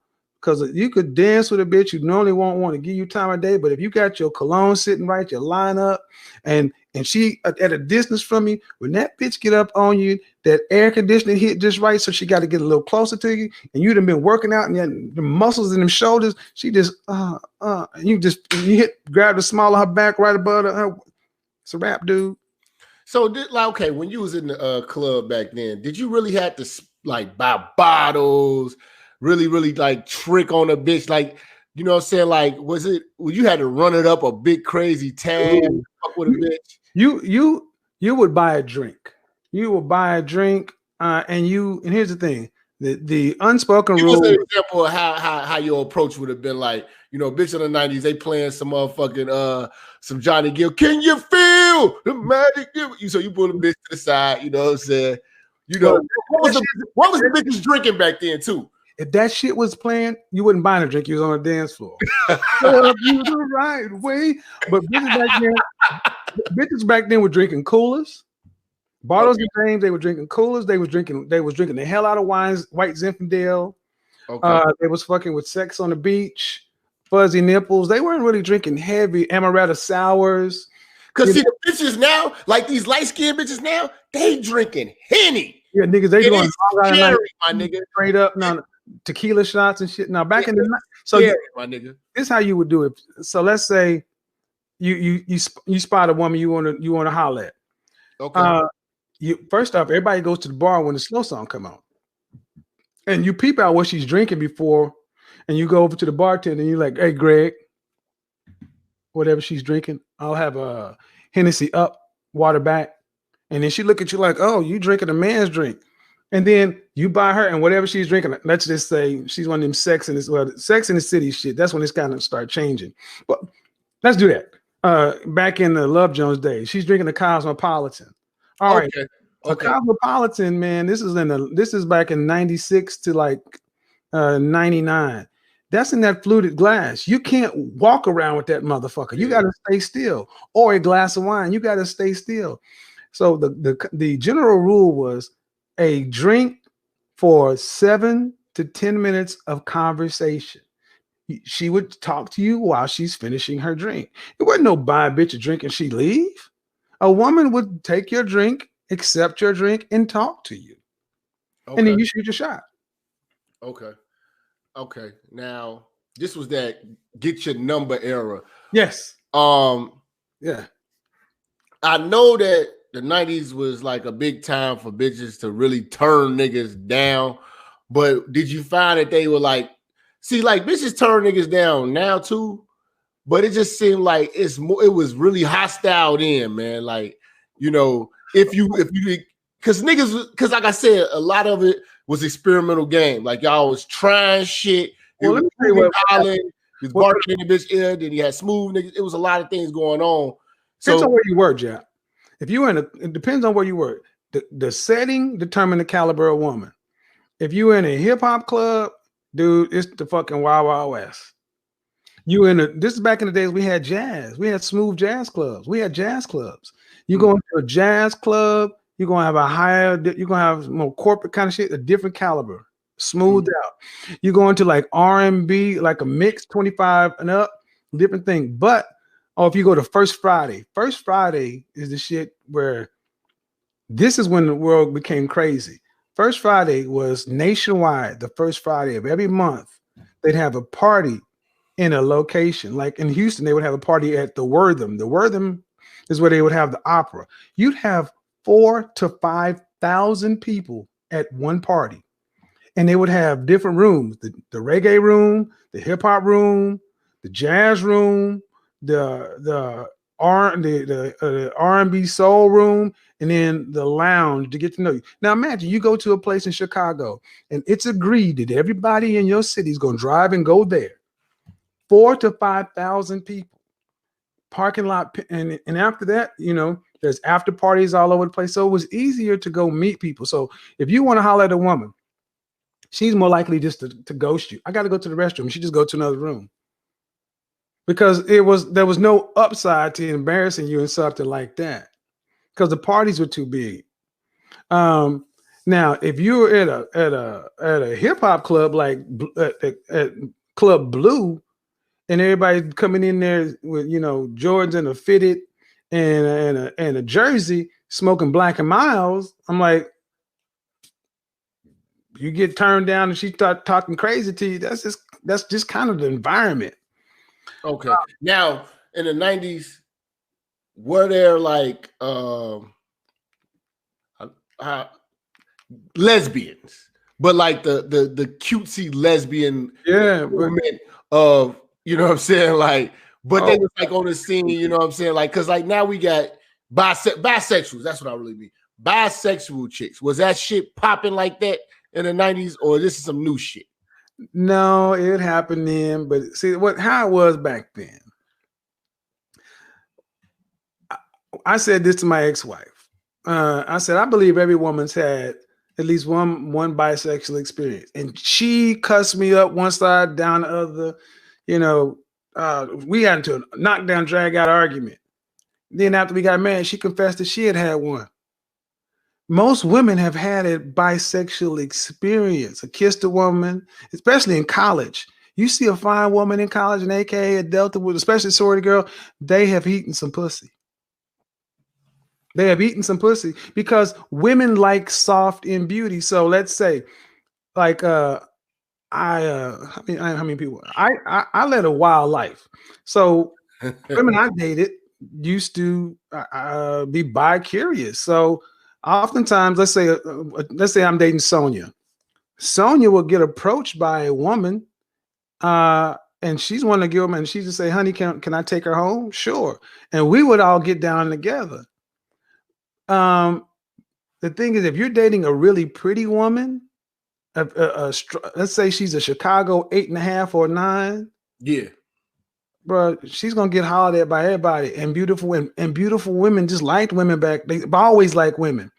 The thing is, would you be cool with your woman kiss a woman? You would be brought into it though, and then she wouldn't necessarily be doing that shit without you. That's the difference.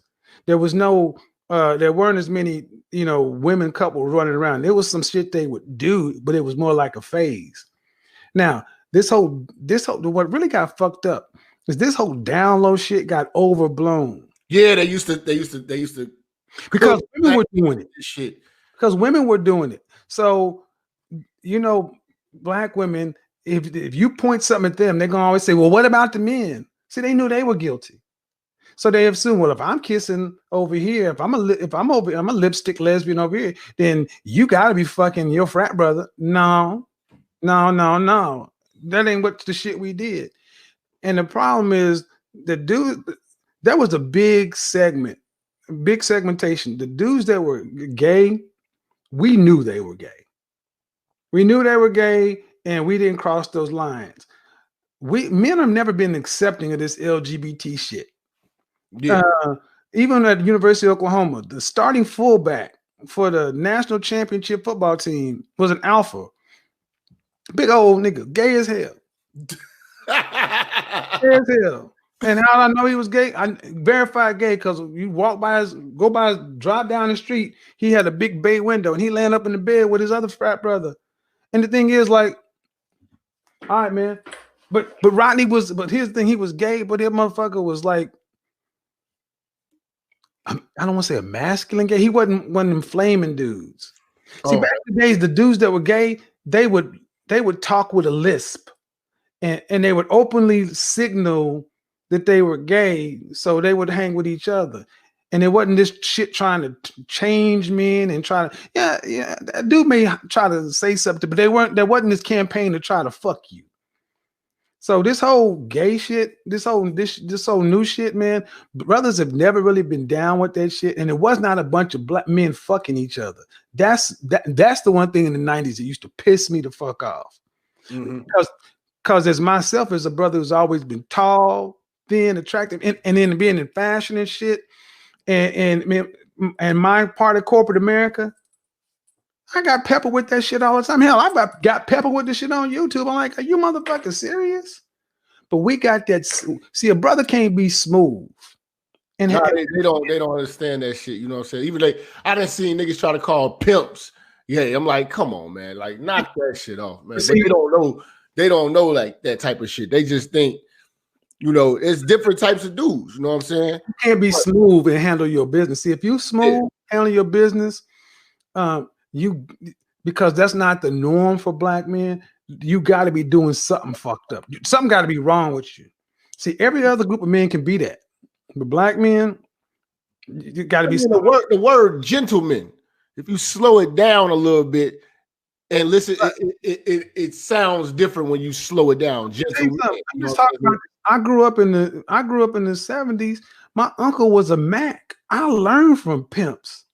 I got my from the church and from the pimps and Macs. My uncle was Mac of the Year in 1975 for the Trebus Club, nigga. Yeah. But this back in the days when Clyde and Frazier and all these dudes used to dress back in the 70s. You know, they had their one long fingernail. They carried the bag that had their blade or their pistol in it. and they little dude, someone do any shit about my bag. I'm like, go back and look at Don Magic Wand video right here on all the pimps, man. They carry the bag. I'm like, you motherfuckers don't know where you come from. When I called you out on that video with the fur coat, I'm like, don't you realize some of the best black men that ever did it? This is how they dress. 3-4 weeks ago, Dr. J turned 70. He had his 70th birthday party here in the restaurant I go to at least 2-3 times a week. I'm in there with Dr. J and his folks. Accidentally, I wasn't invited. And I'm sitting around looking at all these brothers just clean. Those guys would have been called corny or gay or lame or some shit today. See, a lot of brothers, black men have allowed people to take our smooth shit away from us. Mm-hmm.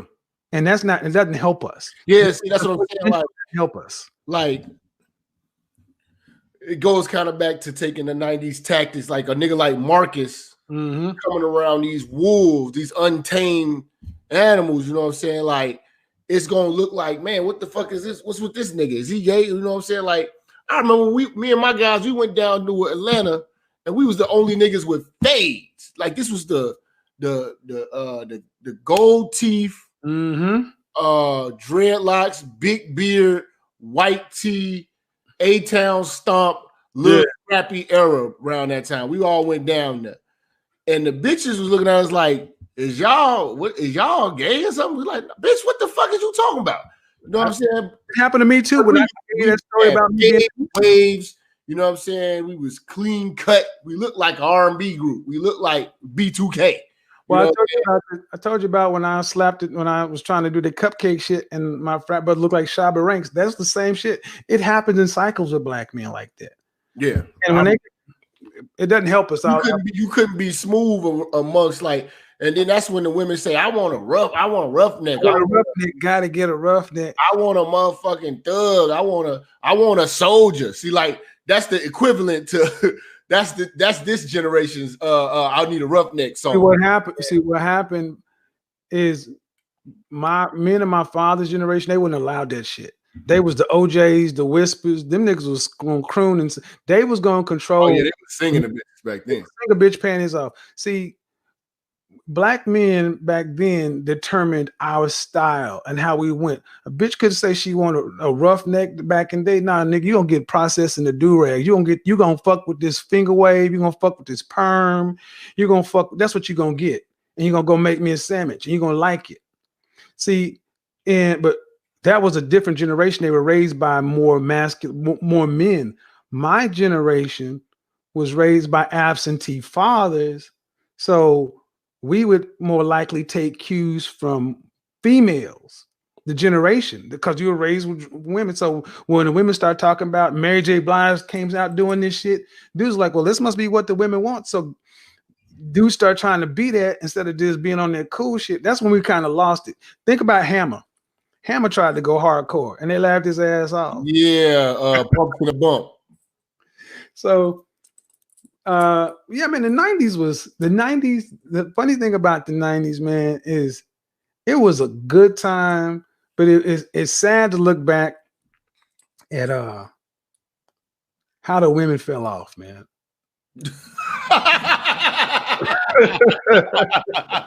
I've been telling you, I'm like, dog. See, I was clowning the women, like, because, like, okay, if you watch, what was the movie?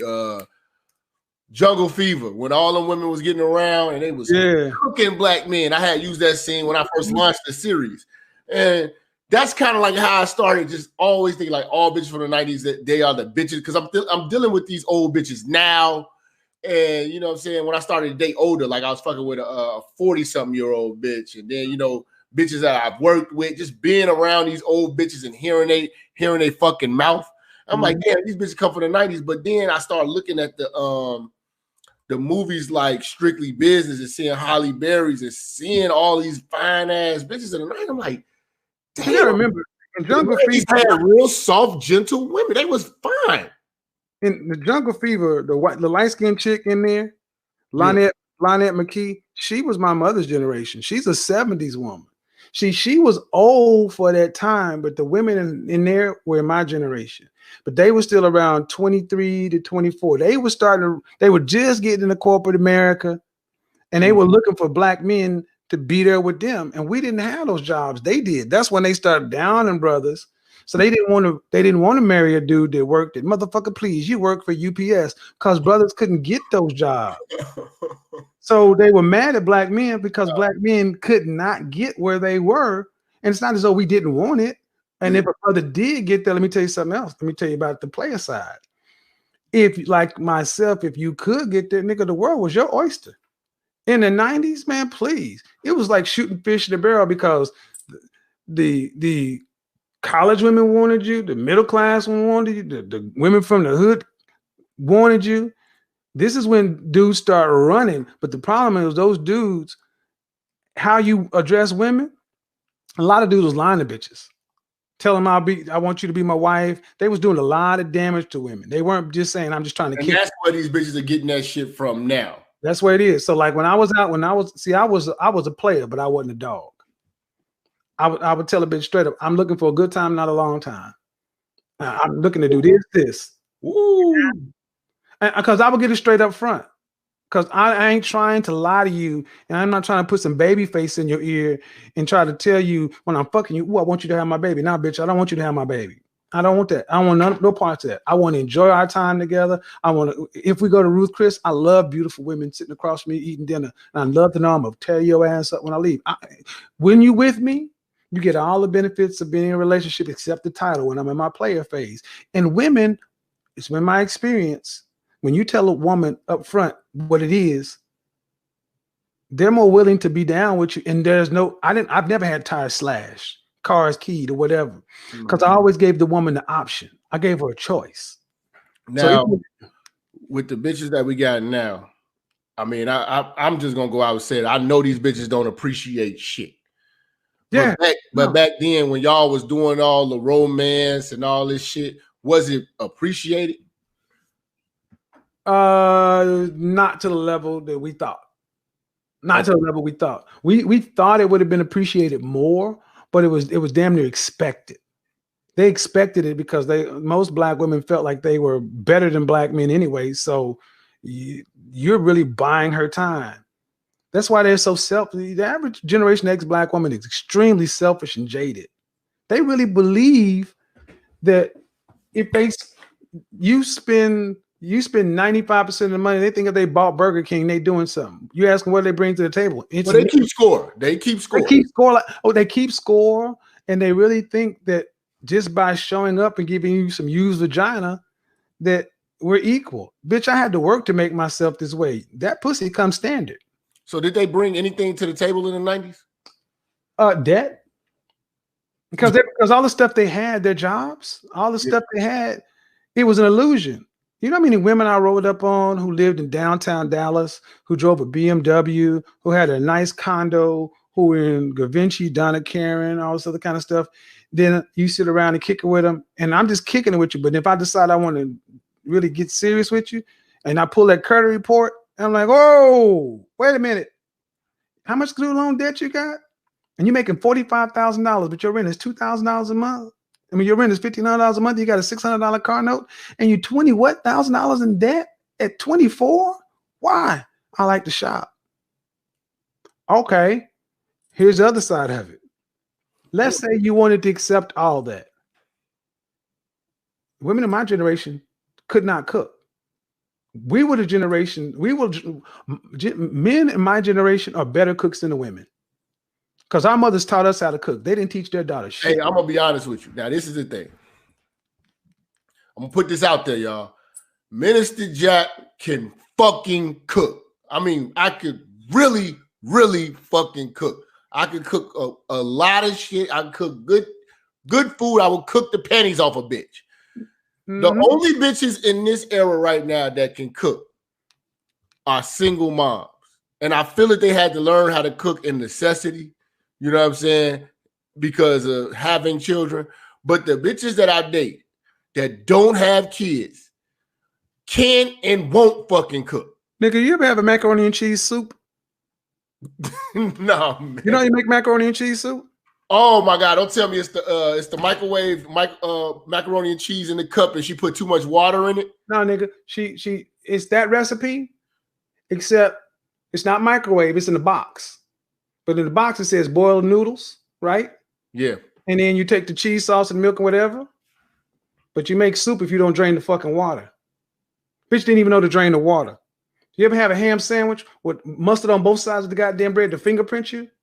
When I'm sitting there at my girl's house eating, and she makes me a sandwich, and I bit it and it oozed mustard, my scalp started tingling. Her mother sat there and was like, she went to the bathroom and said, let me take that. She knew this was Cosby people.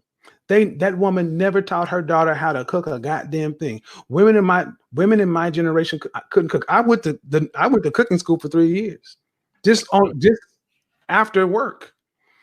Men in my generation had to learn how to do all this stuff. So here's what we thought.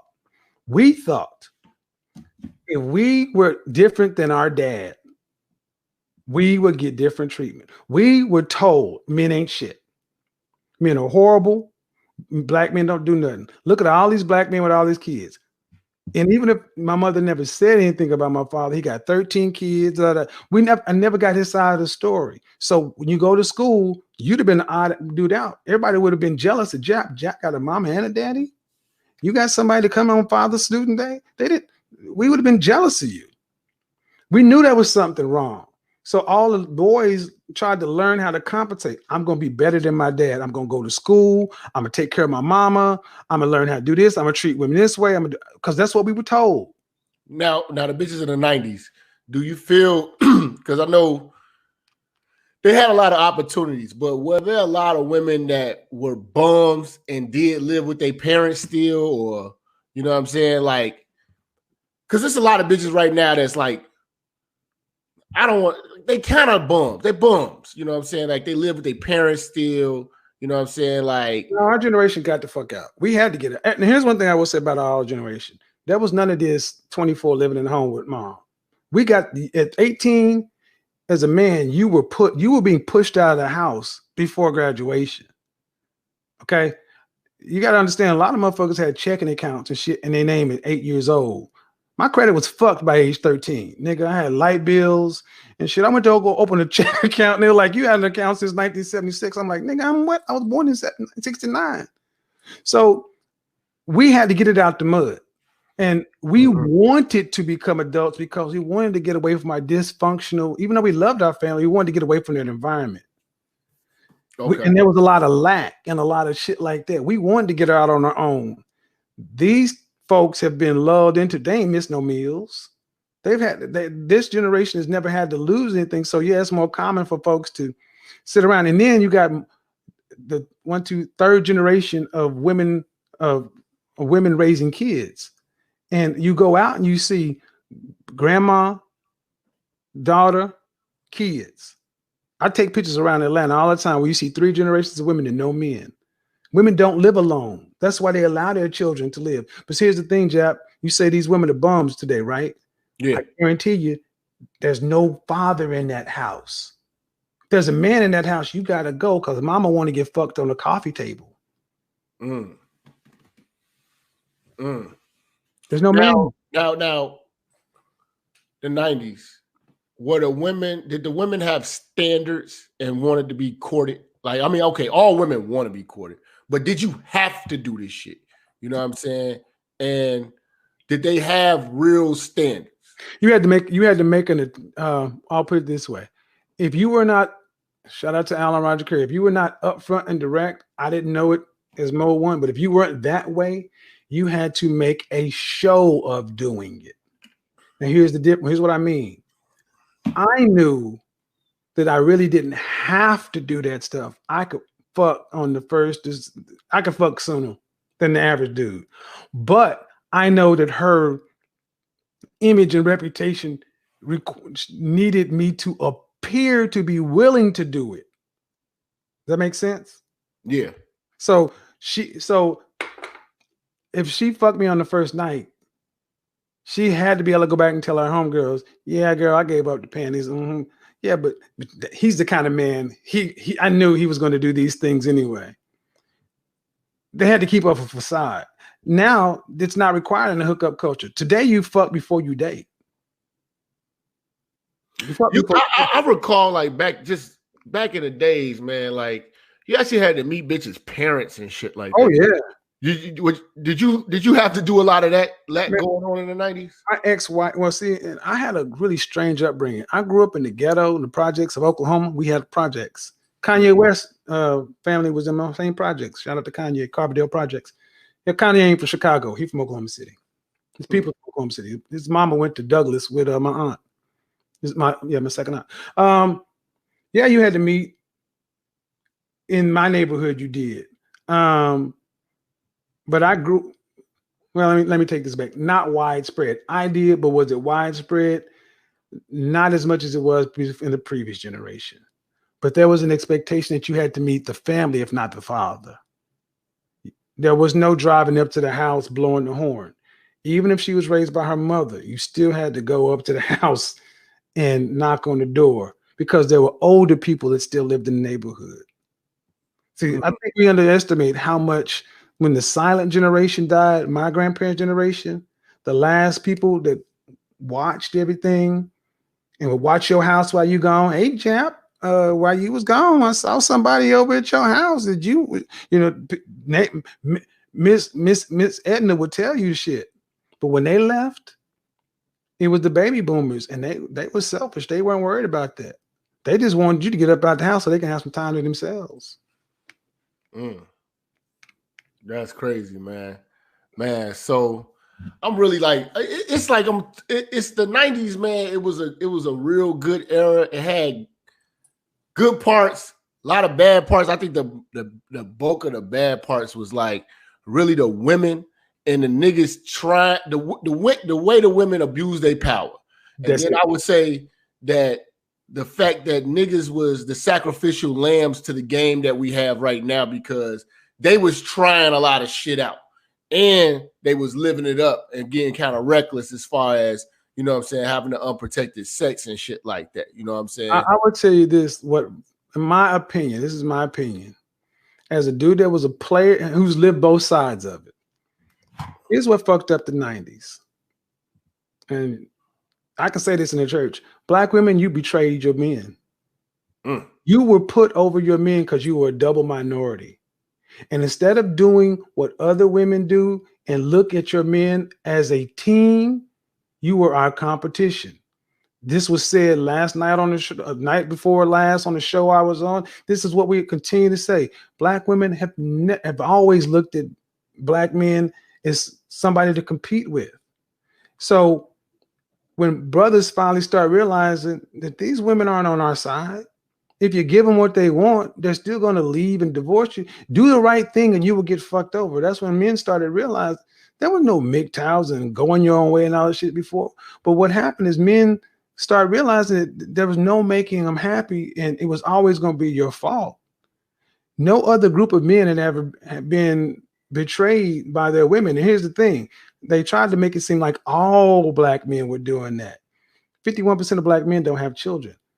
100% of the women who had kids were having kids with roughly 10 to 20% of the men. That's why you got Dirty Dick Rodney with 5 kids and then this dude over here with no kids. So it's not as though brothers did not try. We were there. We were there in the 90s wanting to marry. Women didn't want to marry. They didn't want to be wives. Okay.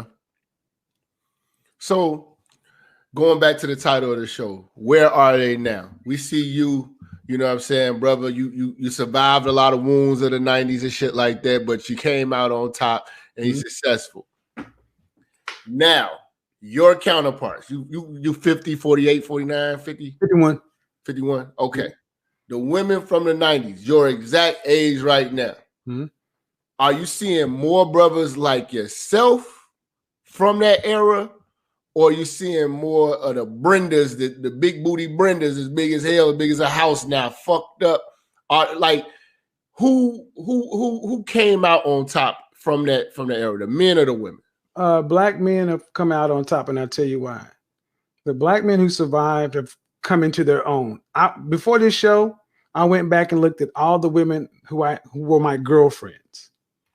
All of my girlfriends. There were 7 of them. 7. 1 is married. The other 6 are single, and they're all attractive, all college educated. Now, of the 7 that are married, 4 of the 7, and 1 is currently married. 5 of them had been married, but they got divorced early on and never remarried. See, black men will marry and remarry. And here's the thing. Here's why we're winning, Jap. I tell you right now, if I decide I want to get married, I could be married in a year. Standing stop right now. I know I can go. My phone has been blowing up. And the thing is, a black man who survived what you survived, who's not bitter about it, who's just willing to speak the truth, he's still out here. You got your money right. You're in decent shape. We're commodities, and we're not just commodities for black women. Other non-black women are coming for black men in droves, and sisters don't really see this. I say 30% of college-educated black men are marrying out. 836,000 more black men are married than black women, and there's 2 million more of them. What do non-black women see in black men that black women can't see? Because brothers aren't having a problem out here finding women, finding people to be in a relationship to marry. What you're having a problem with is finding a black woman to stay in a relationship, because 8 out of 10 times when a black relationship breaks up, it is the black woman that's leaving. So like the women who come from that scene, you're saying they losing. And how many, I mean, is it just because of the looks? Are they the attitude? I mean, because you seem like a really happy guy right now. I mean, You know, you got your shit together, your money right, you're living your life, your kids grown, the world is yours. I don't see, even when I see the women on YouTube, like would Deborah Cooper come from your era? Like, you see what I'm saying? Like, comparing a nigga like you to Deborah Cooper, I couldn't even see you entertaining a Deborah Cooper because there's nothing fly about her. And it's like, you come from that era. You know what I'm saying? Like, and this is the outcome of what she did with like coming out of the era. This is what she did with her Deborah Cooper Esquire. All her titles and letters, but she's not at these. I don't know her personally. It's the attitude. It's the attitude more than anything else. As a man who's been divorced and used to sit in divorce care seminars, the first thing most black men say is, if I ever do this again, I just want to deal with a woman who's nice. There is no way that 40 plus 50-year-old black men should have to skip our women of our generation and go to millennials or late zennials for dating. But we know that the women of our generation, by choice, their attitudes are horrible. Ask the typical Generation X black woman about her problems. She'll tell you, she'll list them out. Ask her the name of her therapist and it'll be quiet. That's her problem. If you got all these goddamn problems and you got an education and you doing fine and such and so forth, and you've never had counseling on your own part, then I don't take you seriously. I used to be cool on a lot of people's panels and shit until I made a comment one day that I choose to date women under 30. That's when I became gay. I became all these other things. That's when all the crazy shit started happening. Did you wonder why they came out nowhere? For years I'm around YouTube, and all of a sudden everybody it's just because I didn't insult black women. I just happened to mention I was out with a sister from Africa and we were getting a bunch of dirty looks, and that panel just exploded into a bunch of black female hate from women I never said anything negative about. You know I don't beat. This is the crazy part about it. After you say that, right? Let them tell it. They don't want you. You know what I'm saying? So it's like, so hold on, like after I reveal to you that I'm fucking with this woman, you say that you don't want no nigga like me. You fuck that nigga. He think you all that. He a little bitty nigga. They say that shit about me. Your light skinned ass. You don't want me. So why are you worried about this shit then? You know what I'm saying? But the truth is, they are mad. Like, because we're not in, like, when we look at the swirl movement, black men are laughing at it. We're amused by it. We're not pissed because it's not even realistic. You're like, the white men that want you are actually stupid. You know what I'm saying? Like, they are really fucking crazy. They don't know what they got themselves into. That's why it's fucking hilarious. You got white dudes making videos talking about, please stop coming after me just because you think I'm white. I'm not any better. And the thing is, this whole swirling movement, I said the other day, what do non-black women see in black men that black women don't see? Number one. Number two, when black women marry out, we don't care. But they care if we marry out. But here's the thing. You don't want the men who are marrying out. You say you don't care about them, but yet you'll tear them down. Here's what they really care about. It's not the marrying out. It's when you bring up a white woman. Yeah. It's a white woman. That's the program. White woman is their biggest threat. And the crazy part about it is they want to be her so bad. You know what I'm saying? They want her status. You know what I'm saying? Yeah. White woman's status. Hold on, Jeff. Let's talk about status. The average white man in America makes $50,000 a year. That means the average white woman still has to work. The average married white woman still has to work. And he gets femininity, cooperation, and submission. He makes 50 grand. The average black man in the country makes $40,000. Are we honestly saying that black men are $10,000 away from black women treating black men like women treat white men? Come on, don't break it down like that. You know we not. Nigga, exactly. Nigga, if you made $100,000 a year, you couldn't get cooperation out of a black woman. So you know what I'm saying? They want black men to be perfect, build Wakanda, kill white supremacy, racism, and everything else, and then they will think about cooperating with you. But here's the difference, Jap. In my generation, and the women that say that shit, they single mothers. Yes, by raggedy niggas. But here's the thing: in my generation, interracial dating was really taboo. It was O.J. Simpson was You see what they did to him. They publicly lynched him. Like, but millennials, it decreased majorly. Now, it's not only acceptable, other groups of women are openly coming for black men. Shout out to Dr. Tia San Johnson. I mentioned how he teaches black masculine studies at University of California, Fresno. And he's got women coming to his class on black masculinity to learn how to get along with black men because they like to date them. I'm like, you got non-black women coming to your class to learn how to the black culture so they can be around black men, and you can get a black woman to buy you a cup of coffee. You know what's so crazy? These black women had to come up with classes and etiquette to teach them how to get a white man. Right. You know what I'm saying? Now that's nuts all in itself. But this is what I respect about. This is what I respect about with black men getting white women as opposed to black women getting white men. When a black woman gets a white man, she totally changes for the better. She talks better. She's more ladylike. She everything that she was that pissed you off, she's not with him. Yes. She's doing a polar opposite. She's doing everything. You know what I'm saying? She changed her ways. You know what I'm saying? She's not even being, and truthfully, she's not being herself. No. You know, she's doing whatever she has to do to put on this show. Now, the black man, nigga, we don't change for no white woman. Mm-hmm. We the same niggas as we done brought the white bitch to the trap. Why we got the white bitch playing spades? Right. Dealing cars. She dealing cars. We got the white bitch flying chicken.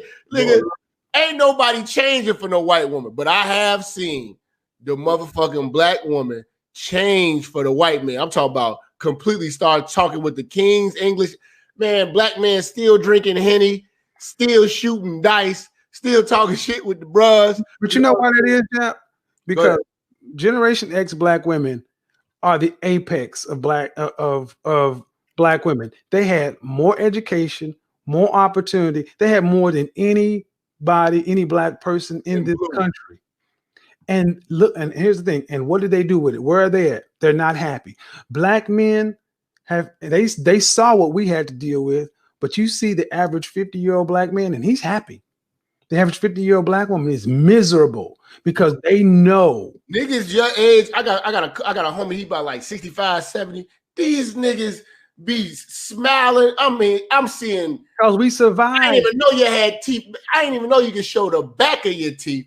These motherfuckers smiling and happy and shit. Hey, Jap, what we drinking, baby? What we drinking? No, they happy. They happy. You know what I'm saying? They get them young chicks living because they so she ain't terrible. And here's the funny thing: could you imagine what those men could have done if they had been given the opportunity that black women were given?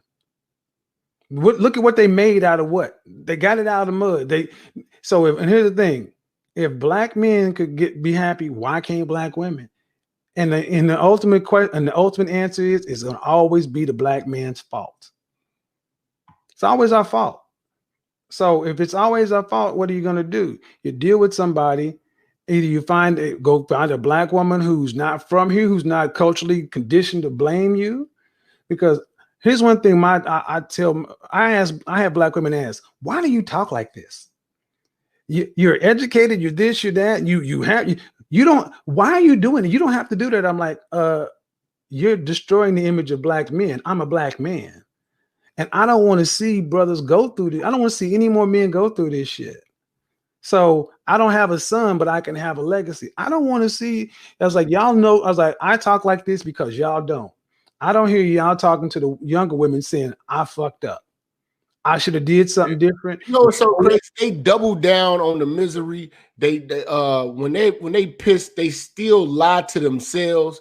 Mm-hmm. Instead of just being honest and be like, look, ladies, you do not want to be like, if Deborah Cooper was to be like, look, y'all don't want to be this. Mm-hmm. Because regardless of how much wisdom y'all think I have, me coming to a bedroom near you is not happening. Like, brothers is not trying to fuck with me like that. I mean, you know, the whole Dusty thing, I be like, this is amazing. How much, you know what I'm saying? Like, what man finds this shit attractive? Zaza Ali. See, this is so crazy, man. Kev, I want my enemies from YouTube to stop looking like Deborah Cooper's. Yeah. You know what I'm saying? Stop looking like Sasha Ray. Stop looking like, I want Zaza Ali's beefing with me. See? You know what I'm saying? And I would tell you, dude, we had that, and to bring it back to the 90s, we had that. Yeah, I had that. Yeah. We can sit back because I'm thinking about relationship seminars, the panels I used to sit on. I'm like, yeah, we can do all this shit, but goddamn, you look good. Yeah, like I want fine bitches cussing me out. Not these, like, y'all make this shit too easy, man. You know what I'm saying? I got these orangutan titty ass coming at me. You know what I'm saying? Like, they making it too easy, man. You know what I'm saying? Man, bro, but man, hey, man, Kev, man, it's been a blast, man. I appreciate you bringing your people over here, man. For sure. You know, definitely chopped it up. We got to do it again. Part 2. Once I start wrapping this up, man, I got more movies I got to go through and shit like that. But I love to have you be a part of this 90s trip we going down, man. I'm gonna do a whole finale with Freaknik. I got Chris Law. He in Atlanta. He gonna tell us about Freaknik because he was going in there at age 13. I know you gonna have some stories, and whoever else want to call and talk about this 90s scene and break this shit down. Hopefully, we can get some more viewpoints, you know what I'm saying, from all different angles of it, who've been in the 90s and shit like that. Because some motherfuckers, you know, kind of feeling offended because I was going in on the 90s, you know what I'm saying? But there was error. It was I think that y'all had it going on, man, but you didn't play it right, man. Because it set it up for me to be dealing with the shit we dealing with now, man. The thing is, we were working with every generation deals with the best information they got at their time. We honestly did not know. Here's the problem. Our fathers, if we had actually been able to talk to our fathers, we would have been more like we would have learned. Okay, because I was taught to think my dad got 13 kids. That's a bad man. You don't do all that. But then as I got older, I'm like, that motherfucker, he's got millions of dollars, and he never sold. He's the same dude. He's always. I was like, my dad is kind of red pill. I was like, you know what? I've said I would have been a more solid dude earlier in life if I'd have actually been up under you versus away from you. That's the problem. We were taken away from men. So yeah, we played it wrong. We were programmed to play it wrong. The fact that we even got this motherfucker back on the track and to be able to kind of hand that motherfucker off to you. No, you ain't gonna get first place in a relay, nigga, but you ain't gonna come up last with Sweden. You can still place. Because that's why we're Generation X. They didn't know what was gonna happen. Jap, we ain't supposed to be here. Crack was supposed to take us out. And if crack, we had crack, Reaganomics, and HIV. Bro, that's 3 major plagues that generation. And that's crazy. And out of all that, the black man is happier. He's looking better. He's looking younger than all of the bitches coming from that 90s. Like, I cannot stand these bitches from the 90s, man. So we gonna continue to cook them, man. I ain't care, man. I appreciate you, bro. We gonna talk more later, man. But definitely, man. Thanks for coming to church, bro. Later, church. Peace out. Peace. Man, y'all, that was Kevin Samuels. You know what I'm saying? Man, old school game, smooth player, man. These young niggas don't know about smooth players, man. Them niggas remind me of my uncle, man. I want to shout out all the people who super chatted, all the people who came over on the strength of Kev. Make sure y'all go over there, subscribe to his channel. You know what I'm saying? If you fucking with the church, man. Shout out to everybody who's been donating, man. We definitely appreciate y'all. We gonna get into this waiting to exhale shit. Man, oh man, I might have to get the energy drink, man. I'm getting a little sleepy, man. But we gonna be back, y'all. I appreciate y'all. Peace.